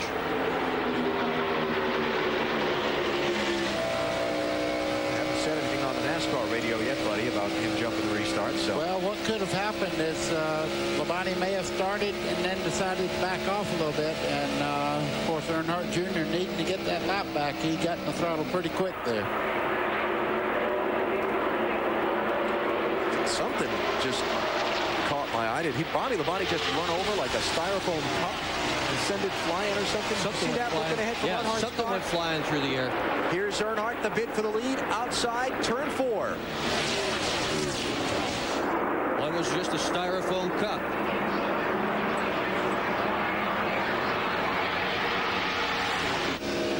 New leader. That gives you a little idea of what track position means to cars. Up there, Earnhardt Jr. hadn't led a lap today. He's got that good position up there without having lap traffic or anything around him.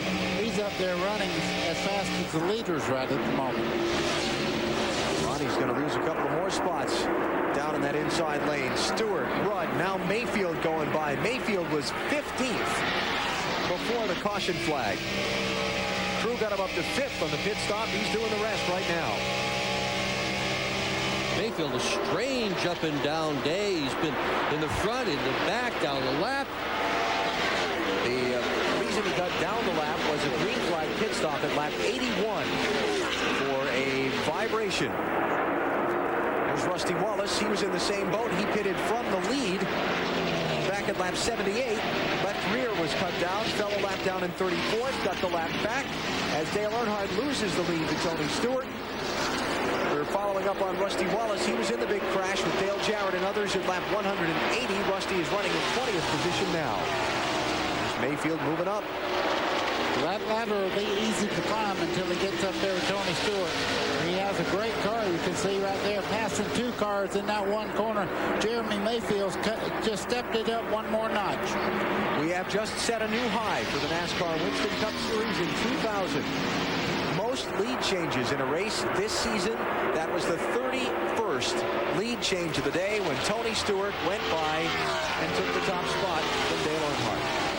What a race this has been. It really has. More stories, and I tell you, you got a lot of people to pull for here. It's too bad just one guy's going to win this thing because there have been so many teams that have excelled. So many drivers have done incredible jobs here this afternoon. And you couldn't pick a winner from the bunch. No. And the great part is, looking back at Earnhardt, even when he's not winning or leading the race, he and the 18 have had some great battles all day long, and Dale Earnhardt refuses to let Bobby Labonte lead him around this racetrack. He dropped back behind him, next corner, right back by him. Followed the story of the contenders for the NASCAR Winston Cup Championship from the beginning of our pre-race show right through the event. Earnhardt running in 4th, Bobby Labonte 5th, Jeff Burton just a couple of cars behind in 7th. There's Burton there, right behind Jimmy Spencer. There's Burton in the 99. Dale Jarrett, of course, the big loser today with a heavy crash at lap number 180. Tony Stewart leads, 140 laps to go. Here in Charlotte, we'll come back with more of our live coverage on TBS.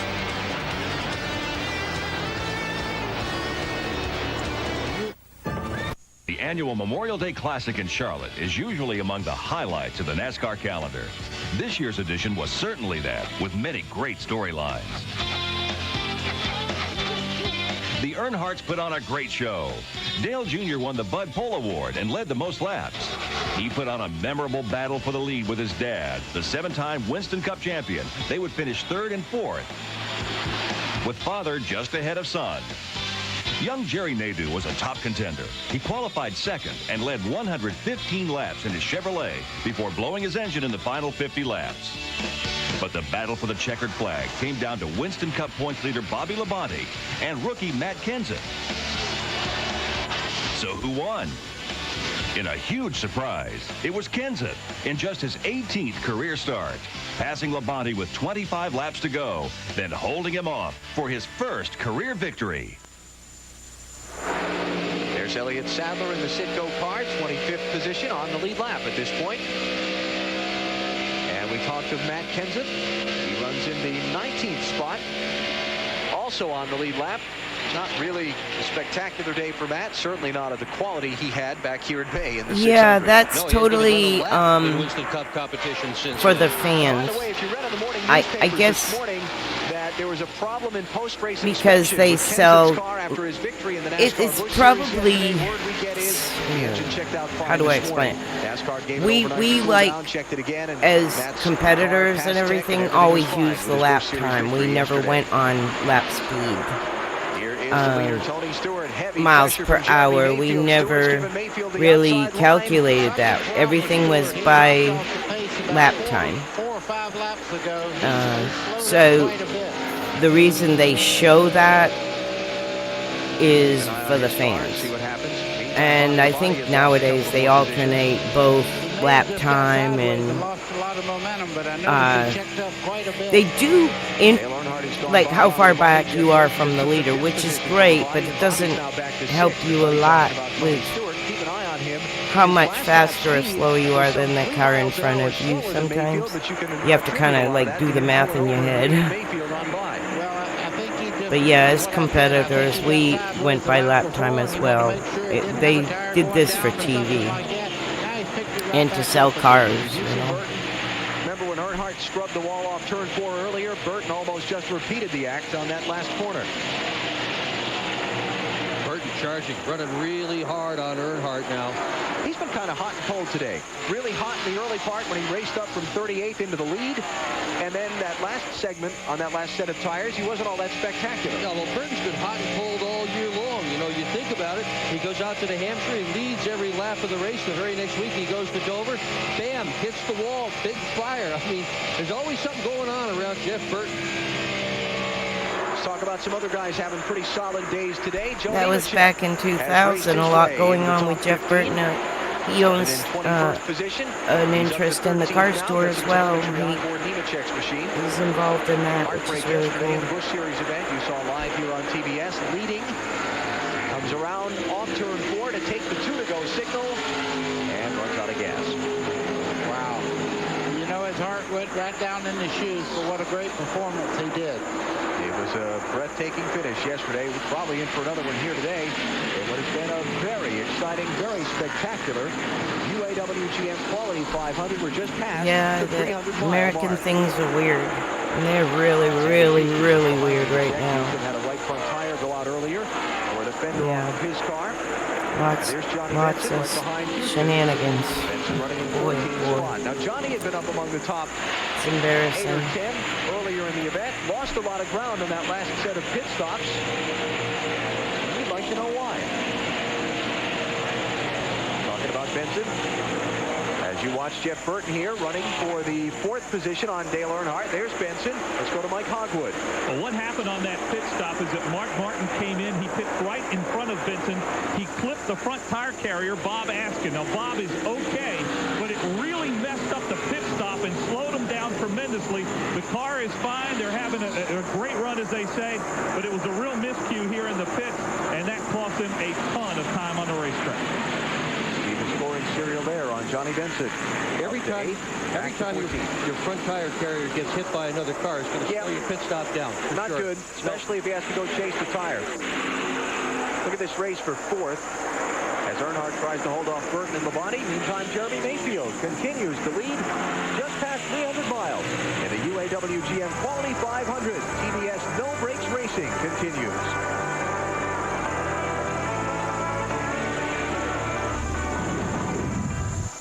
From the shadows comes a hero.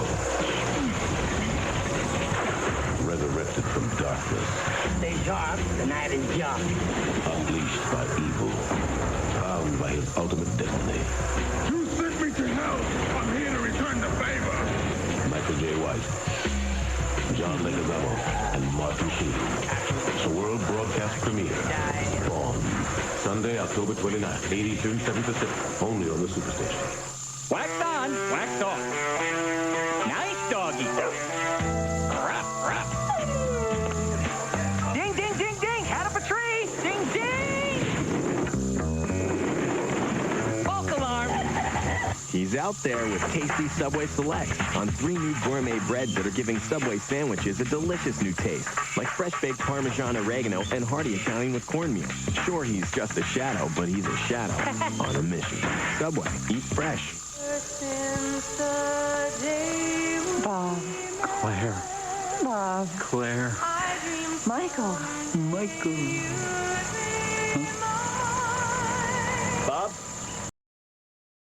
See Ken Schrader about to go 2 laps down. His team reported a tire problem earlier, had to make an unscheduled pit stop. He's back in 29th position.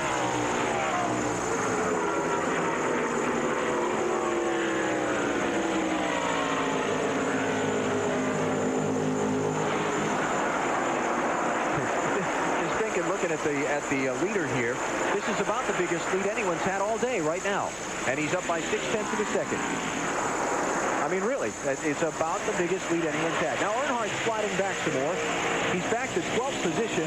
Benson's about to take that from him. Let's get an update from the Earnhardt pit, Mike Massaro. And Kevin Hamlin-Dale appears to be falling back through the field. What's wrong? Well, for whatever reason, the car seems fairly tight right now on this set of tires, so hopefully we'll get a caution here where we can adjust this thing. Can't get it back running like it was earlier. And this team has been struggling with tires all afternoon long, has had some problems with the right front. Yeah, Dale Earnhardt earlier got what might be the break that saved his championship. He radioed in, said he had a right front going down, and then a caution came out just as that happened, and he got to make the pit stop under the yellow flag.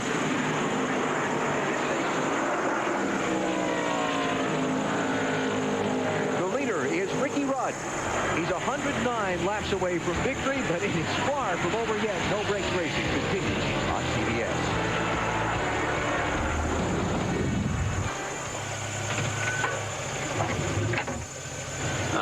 Briefcase. Need new tires? At each Winston Cup racetrack that's established, it's a percentage back from the typical lap time. And the teams know what that is. Gordon wasn't meeting it, so they've got to go do some more work on that car. Speaking of work on the car, Bobby Labonte 7.6 seconds behind leader Ricky Rudd, as far back as he's been all day. Let's get an update from his pit. Yeah, I'll say he needs some work on the car, Alan. The car is extremely loose. It started off at the beginning of this run being loose going into the corners. Now it is loose all the way through the corners. Bobby having a very tough time holding onto the car. Jimmy Makar said just hang there where you are. Try and stay behind Ward Burton if you can. We'll get to the pit soon enough and we'll get you tightened up. Tough luck for Johnny Benson. Has just ducked onto pit road from 12th position after picking his way back up from the tire carrier getting knocked around earlier. Unscheduled stop for Benson. Let's go back to the Bobby Labonte thing a minute ago, buddy. Marty reported Bobby's running loose. You see in the in-car camera, Bobby's running a very high line on the racetrack as things continue to go bad for Benson. Is he running the high line to deal with the loose condition on the car? I mean, he's chasing it. Is he chasing it up the hill, or is he taking it up the hill to handle the loose car? Exactly what he's doing. He's using a lot of racetrack there. He's not putting the car in a bind.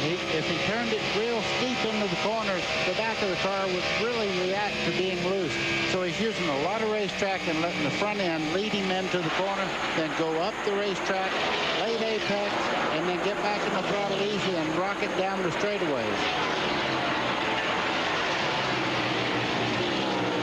Should have another round of pit stops coming up in just a short while. Let's take a commercial break. We'll come back with more of the UAW GM Quality 500 at Charlotte on TBS. Hey, Steve, throw me a Miller Lite. Throw me a Miller Lite. Throw me a Miller Lite. Toss me the remote. Hey, peanuts. Labonte took over the lead. The others in front of him stopped. Labonte's on pit road now. Bill Elliott had moved up to second. He is in. So he We'll check on Steve Hart for other lead lap cars that have also stopped here under the green. Here's Bobby Labonte. Marty? And Bobby Labonte is in. As we mentioned, the car, the worst it's been all day. A little bit looser than Bobby would like. It is loose all the way through the corners. They're going to add 1 pound to the right front. That should tighten him up just what he wants. Around to the left side right now. The slowest stop for these guys all day long. 15.3. They dropped the jack on this stop for Bobby Labonte. 15.5 on this stop. Jimmy Spencer took over the lead for a lap while everybody else pitted. Now he's on the pit road. Matt Kenseth leads for the first time all day as Spencer comes to a stop in his pit. Travis Carter Racing Team going to work there. Great run for Spencer. We really haven't talked about him all day. Started well up in the 4th position, fell back some, and picked his way back up to the tail end of the top 10. This race has been so important to Jimmy Spencer's career back in 1992 when it wasn't sure if he was going to. Interesting. They put a pound in the right front to take out loose. Now, if you put a pound in the left rear, in the right rear, you would be super loose. So I guess what they're doing is still keeping the car's frame heights somewhat. Adding the pound to the right front also gives it a little more sprint with the radials. Here, Memorial Weekend, live on TBS in the 600. You can see him taking off the plastic shield over the windshield there. That's a tear-off sheet just like you'd have on a motorcycle helmet. You just pull the plastic off, you got a clean windshield. Kevin LePage gives up the racetrack to come down onto pit road. That's going to hand the lead. Tough stop there for Kenseth's team. Yeah, slow in the left rear. Hand the lead back to Ricky Rudd by a huge margin. That brilliant pit stop we saw Rudd's team a minute ago has gotten him. The calculation I think I heard on a track fact with Ray Evernham was a pound can add 40 pounds of spring rate with radials, something like that. I don't remember the exact calculation, but it inferred that you do add spring rate when you add a pound to radials. Looking at the interval from first back to second. There's Stewart. Jeff Burton right behind him. Again, the interval between Rudd and Stewart, it's 3.6 seconds and change with 84 laps to go. So there'll be another round of pit stops yet to come. TBS No Brakes coverage continues from Charlotte. Come to Sonic now for our hottest deal ever. New spicy chicken strips with a bold kick you'll love. Or for a tamer taste, there's our classic flavor with dipping gravy, crispy fries, Texas toast, and onion. We'll find out if it was indeed a flat tire or loose lug nuts. All right, we'll get that follow-up report from Marty very shortly. Elliott's going to go at least 1 lap down, and the better part of 2 as leader Ricky Rudd comes up to overtake him as he leaves pit road. 70 laps to go in the UAW GM Quality 500 at Charlotte. TBS No Brakes Racing continues. You can see it there. Find out here if he takes the left. Yep, all done. Right in the garage. You see on the. Sorry about the audio. That's incoming. Jeff Gordon, Dale Jarrett, Jeff Fuller, Hutch Strickland, and Mike Bliss in the garage area. Now it's starting to say the general picture on your right. Oh my. Rudd made up in turn 3, the oil from Bill Elliott's car cleared up, forcing the blowers out onto the racetrack. So we're going to be under caution for another couple of moments here in the UAW GM Quality 500. Final pit stops, barring another yellow, have been made, and Ricky Rudd's team holds the lead for him. Mike Hogwood is with his crew chief. Mike. TBSSuperstation.com today. You can get a bird's eye view from the driver's perspective. In-car camera looks like that one from Elliott Sadler's car. Should he happen to be your favorite driver, it's only at TBSSuperstation.com. We have had a whale of a race so far today.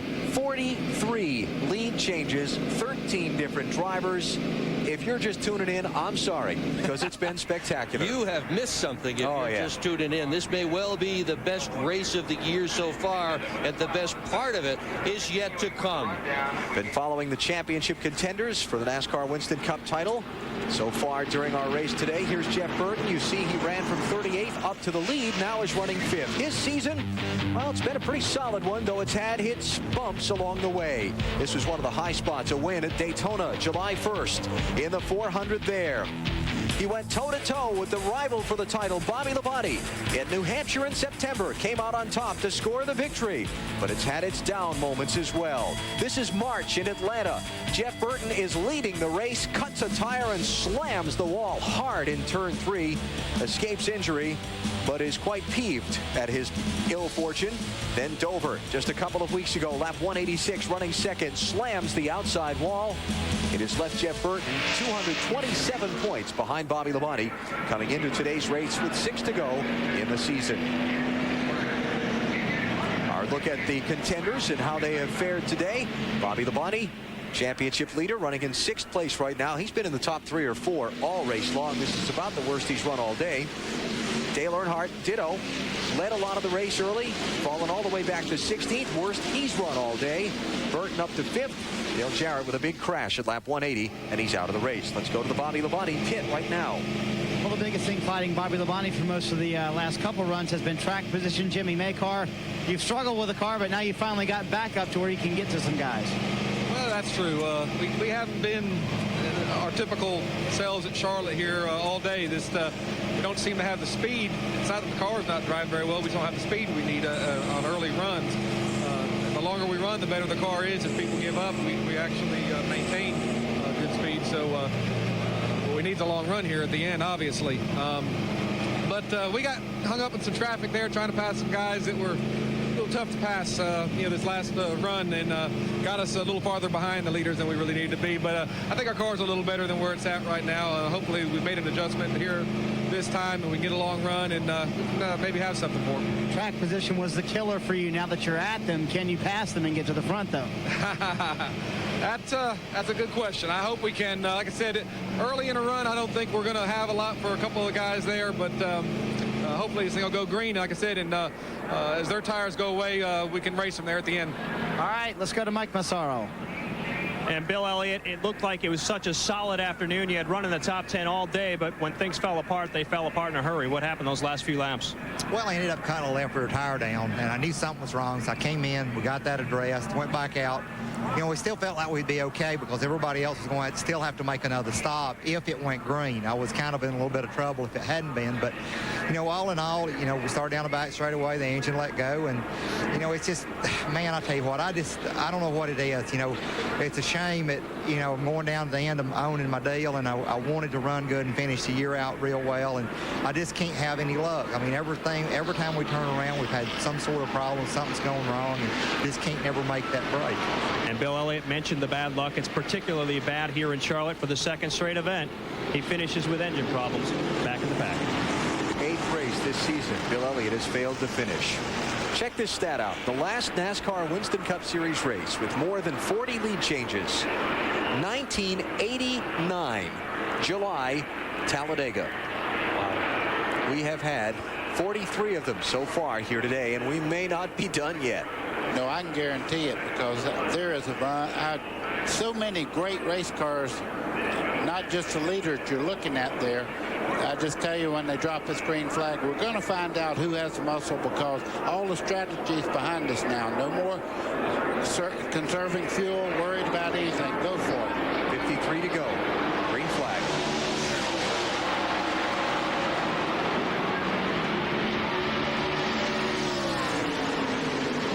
Rusty Wallace is a lap down. He's just taken 20th spot from Michael Waltrip.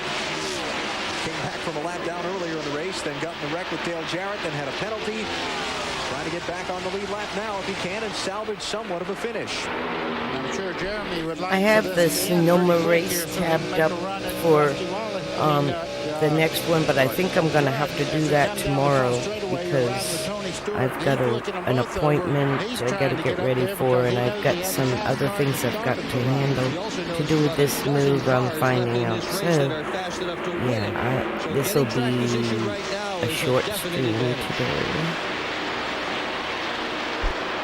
Jerry Nadeau's car has been retired from the race. Bill Elliott is out. 8 cars now behind the wall. And out of this one with 52 laps to go. Rusty going to take a peek to get that lap back on run. If he gets that inside lane, Mayfield's going with him. He's going to try to get the inside groove going into turn 1, and that'll be interesting if he does, whether his teammate will be able to follow him. Rudd closes the door and does not let him by. A little bit farther back in the pack, Dale Earnhardt trying to rally back. Just took 13th spot away from Jimmy Spencer, but Earnhardt in the top 3 for much of this race. He's got a long way to go to catch back up, and not a lot of laps left to do it. There's Dale. Mayfield around Wallace, so Rusty gives up the chase after trying to get the lap back. Mayfield's able to make that car work on the high side, so don't be surprised if he takes the lead on the high side of the 28 of Ricky Rudd. 44-year-old Ricky Rudd leading this race, hasn't won in 2 years. Best chance to win a race right now, today, in his own backyard. Lowe's Motor Speedway in Charlotte. Been strong all day long, never more strong than he is right now. Finished third, and fourth the last 3 races. You know, there's an old saying that says if you keep finishing in the top 5, you'll win. You just keep, Travis Carter and I were talking about that this morning. You just keep finishing in the top 5. You're putting yourself in position to win. Rudd's been doing that. It's just a matter of time before he gets a victory. Absolutely. You hang around the door long enough, you'll get in, and he knows that. And he's got himself in great position. Burton Brothers racing for 4th and 5th. Ward in 4th in the yellow and black car, the 22 machine. Brother Geoff in 5th in the 99. Bobby Labonte certainly having the better day than his older brother Terry. Bobby in 6th position. And Terry back in 26th at this point. Well, Terry's just had a terrible, terrible year this year. He just can't seem to get going every time he's got a decent car. That's what happens. He winds up in the back of the pack at the end. Dad having a little bit better day than Junior. Junior a lap down in 21st.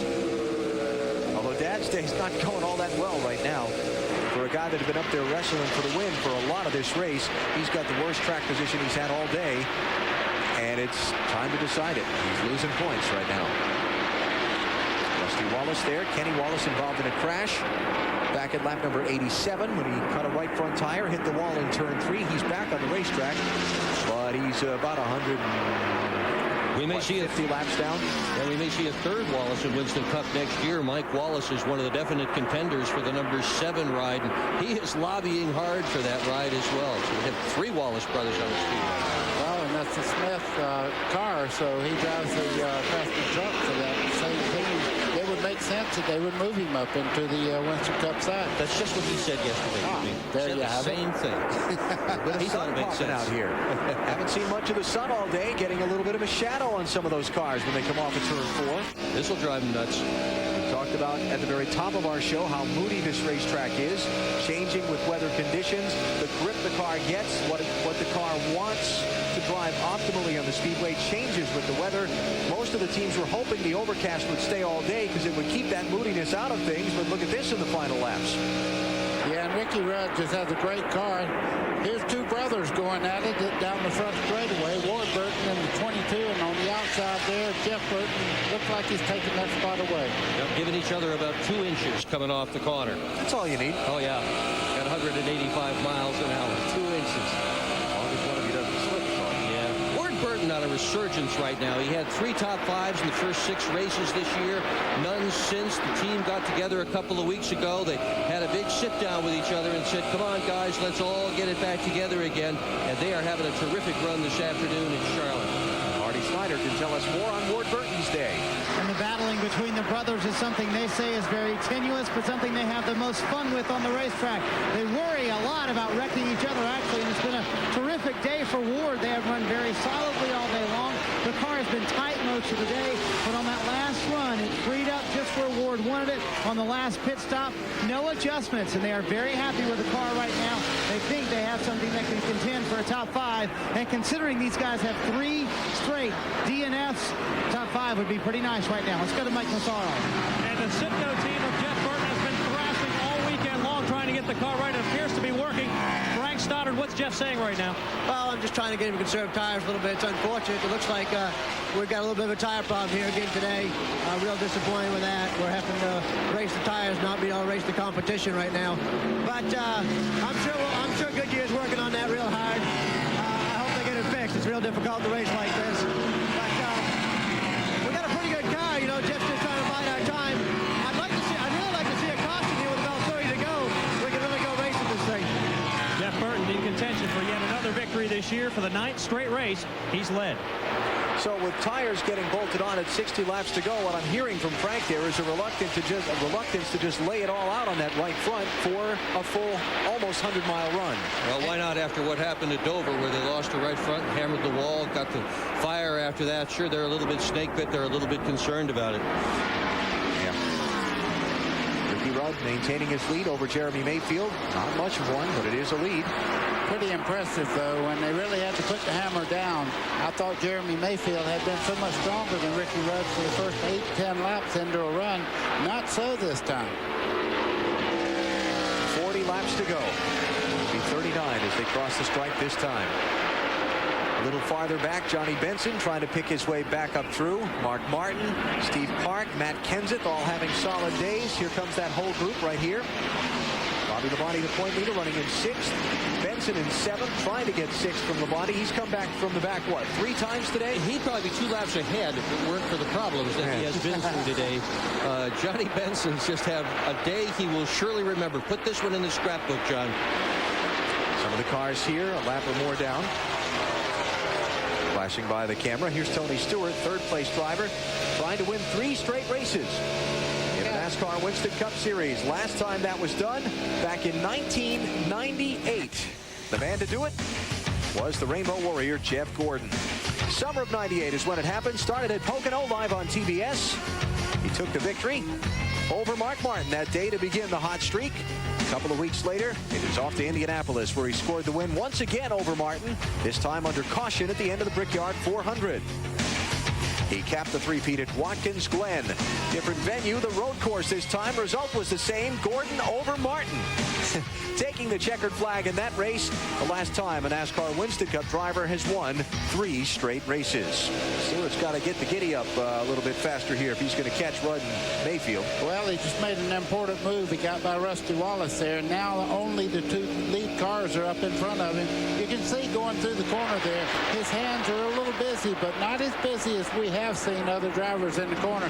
Tony Stewart, I think, waited a few laps. Now he's going to try to turn it on, but he's got 2 great race cars in front of him to try to catch. Lap speed, Stewart's a little bit slower than the top 2 cars. Mayfield catching Ricky Rudd a little bit here. Let's find out more from pit road. Mike Hogwood. Well, he is gaining on him, but as crew chief Peter Suspenso said, just be careful, stay there, ride there, and remember Pocono, where he was second on the last lap and had a dramatic victory. Had a dramatic loss is what he did when the tire went away half a lap from the checkered flag. Exactly. Going into the tunnel turn there, the right front let go, beat the right front off the car, and he just fell straight backwards. Rusty Wallace won the race, his teammate. Saw that one live here on TBS.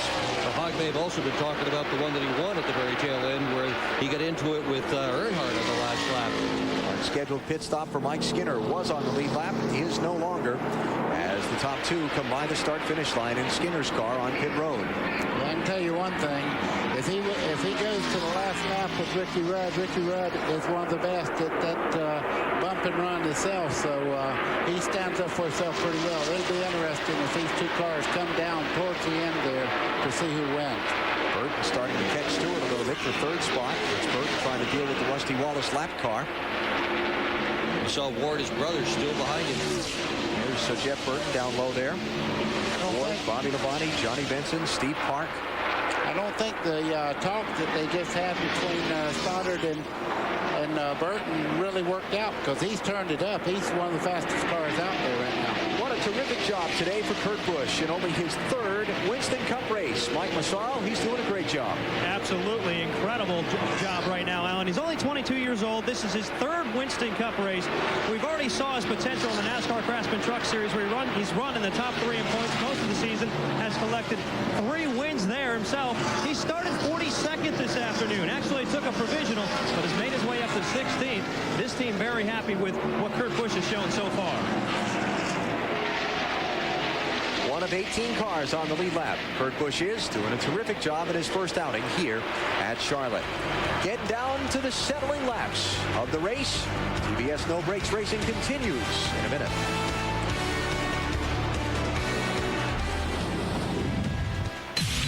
Next Sunday. What's going on, Alex? I need you down on the floor now. The best agent in the Secret Service is back in action. This, and we said there's no way he can win the race. He went on to win the race with just a two-tire change. Mike Hogwood covered the Mayfield stop. Mike? Yeah, indeed they did. They took 2 tires. Peter Suspenzo. Let me get it. Why only 2, Peter? Well, we think we're a little bit too tight on those 4 tires, so we thought 2 tires might free us up a little bit, and we knew all the guys were going to 2-tire stop, so we hope we get out first and have a couple of guys behind us before the guys with 4 tires were. And I can tell you, Ricky Rudd said he had lost half a second on those old tires. He had to take 4. They did take 4, but he's got some work to do now. And Peter Suspenzo's wish has come true because a total of 5 teams, my count, will get confirmation from pit road, but by my scan of things, 5 cars took 2 tires. Mayfield, Martin, Kenseth, Nemechek, and Sadler. Ricky Rudd will come out 6th. Tony Stewart 7th. Bobby Labonte 8th. Jeff Burton 9th. And Ward Burton 10th. All on 4 tires. And Johnny Benson in 10th. Yeah. I tell you what, he's passed more cars than anybody, but he's still hung up in 10th spot. So we're going to get our pit reporters to double check here and just make sure. We know Mayfield got rights only. We'll check on Martin, Kenseth, Nemechek, and Elliott Sadler, but I'm pretty positive they only got right side tires. And Rudd definitely took 4. Yeah. No question about that. So the big mix here thrown into the equation as the stops came with 27 laps to go. There are the pit performance numbers, and obviously some of those guys losing those spots because of the 5 teams changing just right sides. Mike Massaro has an update on Jeff Burton's pit stop. And a strong stop down here, Alan. A 14.2 second 4-tire stop.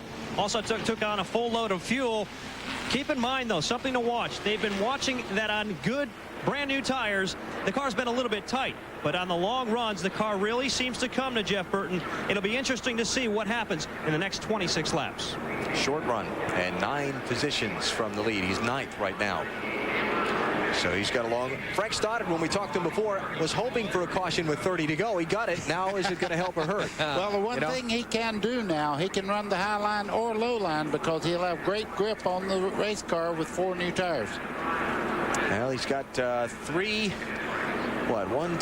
in front of him with 4 tires as well, and then the 5 on right sides only. A moment ago, you saw the 12's pit box, Mayfield's pit box, the big sign, total focus. That's their point of view. Getting confirmation from our pit reporters that Kenseth and Elliott Sadler did take 2 tires. We'll follow up on Mark Martin and Joe Nemechek in a moment. What do you think about Suspenzo's call here to get the 2? He was running 2nd, right? He was right behind Rudd. Got the 2 tires, got the lead. Now he's got to hold everybody off. I'll tell you, this year there have been no guarantees. They just ask Rusty Wallace about all that stuff here in the number 2 car. He has won and he has lost by taking 4 tires and 2 tires this year. Absolutely no guarantees, but I tell you, I like Rudd's chances. Starting out in 6th spot with 4 new tires on his car. We got a long ways to go. It's a 334-lap event. 309 down so far. Stick around. Nobody knows. What I'm looking at, Mark Martin has, we know now that he took on 2 tires on that last stop, but he has some front end damage to the left front corner of that car. Now, whether that'll hurt him or not, I don't know. All right. Well, it's going to be interesting. We're down to settle it.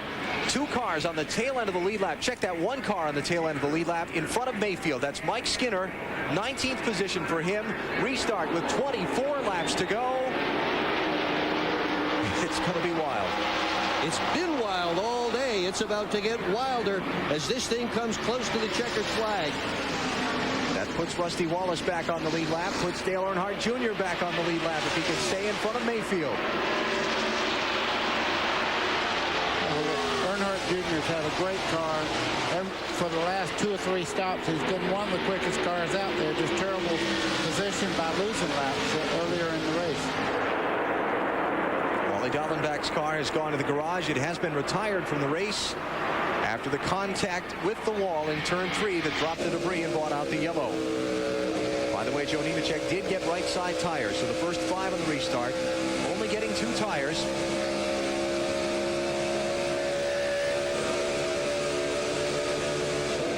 to try and get back around Dale Earnhardt Jr., the 21st place car. He's got a big grit in his teeth, too, because he's having to run very high on the racetrack because there's other cars down low. If we go back and look at Ricky Rudd, he's about to lose a spot to Tony Stewart. Stewart has got Rudd pinned in traffic. Here they come into turn one. Stewart up the outside of Rudd. Bobby Labonte up the outside of Rudd. Ricky's caught behind the Dick Trickle car. It's going to get touchy.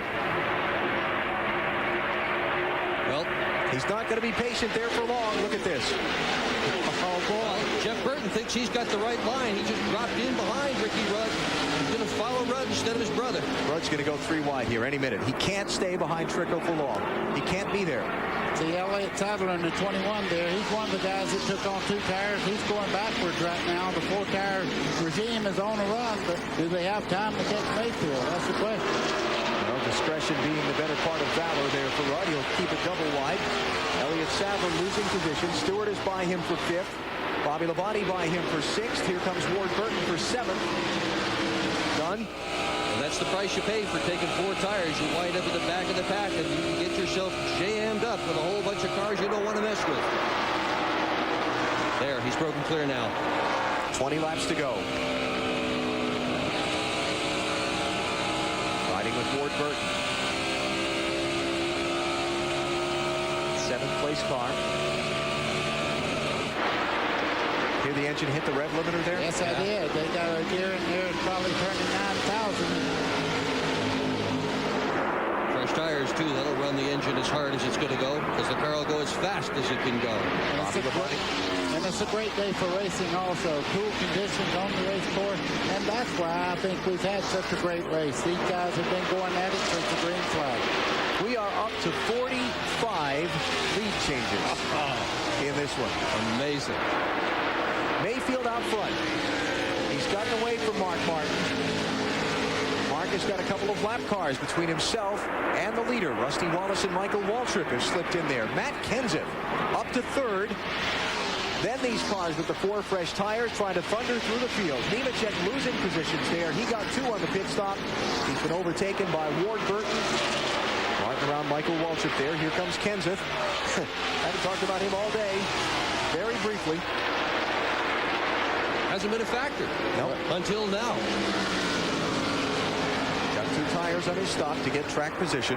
You can see the car there. Kenseth's car went up the racetrack almost into the wall. He had the wheels turned left. The car took off to the right. He was lucky not to get into the outside wall.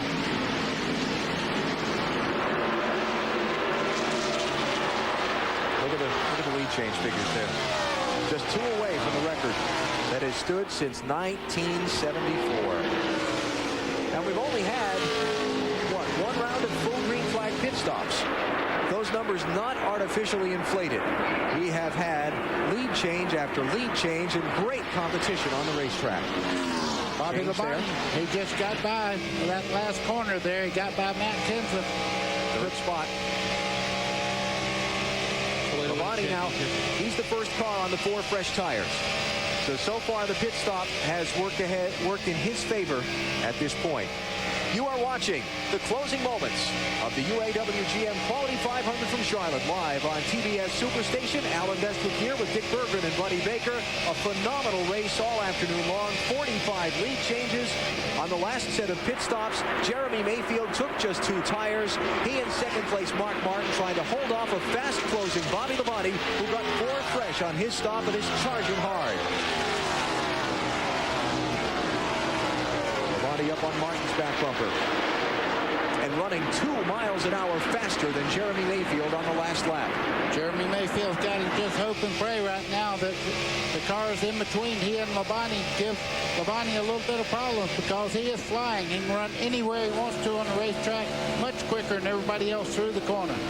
Dale Earnhardt running well. Most of the race has fallen back. He's in 12th position, losing ground to Bobby Labonte, who's in 3rd. Earnhardt about to take 11th from Joe Nemechek. Car not behaving in the final laps nearly like it did in the beginning. Here's 2nd spot. Bobby Labonte under Mark Martin. 3 second-place finishes in a row here. And if you're looking at that face on the front of Bobby Labonte's car, Frankenstein looked like he smiled in. That car is really hauling it through the corners. Last lap, Bobby Labonte slightly That's about even with Mayfield on the last lap while he was passing Martin. We'll see what it is this time in a clear racetrack.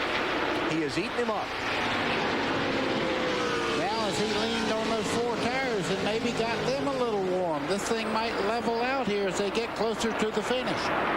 Ricky Rudd, the big loser, by the caution flag. Falling back to 5th position, trying to take 4th from Tony Stewart. He'll get it into the corner. But does he have enough time to get to the front? 12 to go. Now he's all done. Rudd's all done. He's 2.5 seconds back without another caution flag. The trick right now is, does Bobby Labonte have enough time? 1 mile an hour faster than Mayfield on the last lap. 11 to go when they come this time. I've been in that spot before, and you're looking in the mirror, and the crew's telling you, get on it, and you're doing everything you can. You see them fast 11 laps like to go. 2 Come miles back an hour on faster here. than Mayfield on the last lap. They'll be And 10 the to go when camera. they come back around. Jimmy Maycar and Butch Hilton right and He's left of your pacing. screen. The crew chief and Leading the car chief for points. Bobby What a Labonte's team feeling. looking What a on. place to be in. It's all in the hands of their driver now.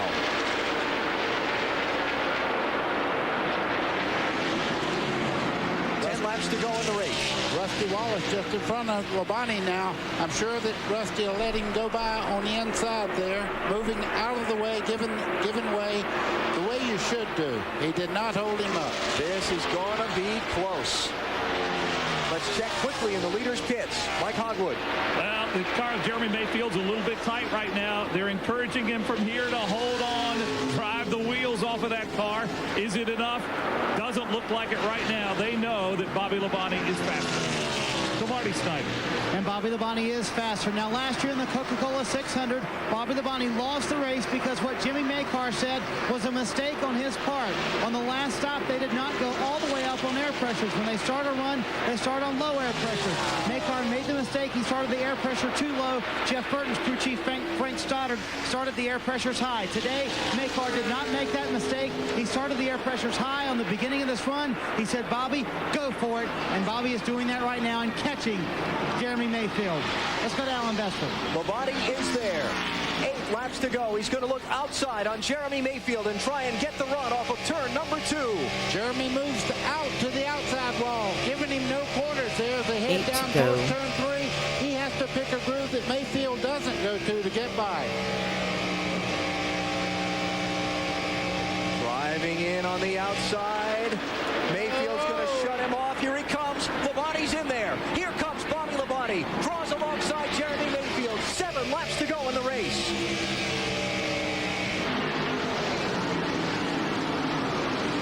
Well, that's the answer to the 4-tire question right there. It goes by on the outside. Mayfield's not done yet. Not done yet. This is not over yet. Mayfield charging back on the bottom. Labonte on the high side. 4 tires is going to win out. Yep. Bobby Labonte to the lead. The folks jumping up and down in the grandstand. 6 laps to go. Alan, one thing he's got to do, though, he has the lead right now, but he has lap traffic that's going to play into this thing. He has to do the right thing. It's his race to lose right now. He's much quicker. We talked about it being Bobby Labonte's championship to lose at the top of our broadcast. Winning races is a fine way to win a championship. Oh, boy. Well, with a lot of pride winning a championship this way. He's had a brilliant drive today. He's been at the front of the field all day long, driven smart, driven hard, driven fast, driven well. Ricky Rudd by Mark Martin for 3rd. Geoff Burton running in 6th. Dale Earnhardt 11th. Only showing you cars in the lead lap now in our timing and scoring box at the upper left of the screen. 20 of them there. Bobby's just taking off now.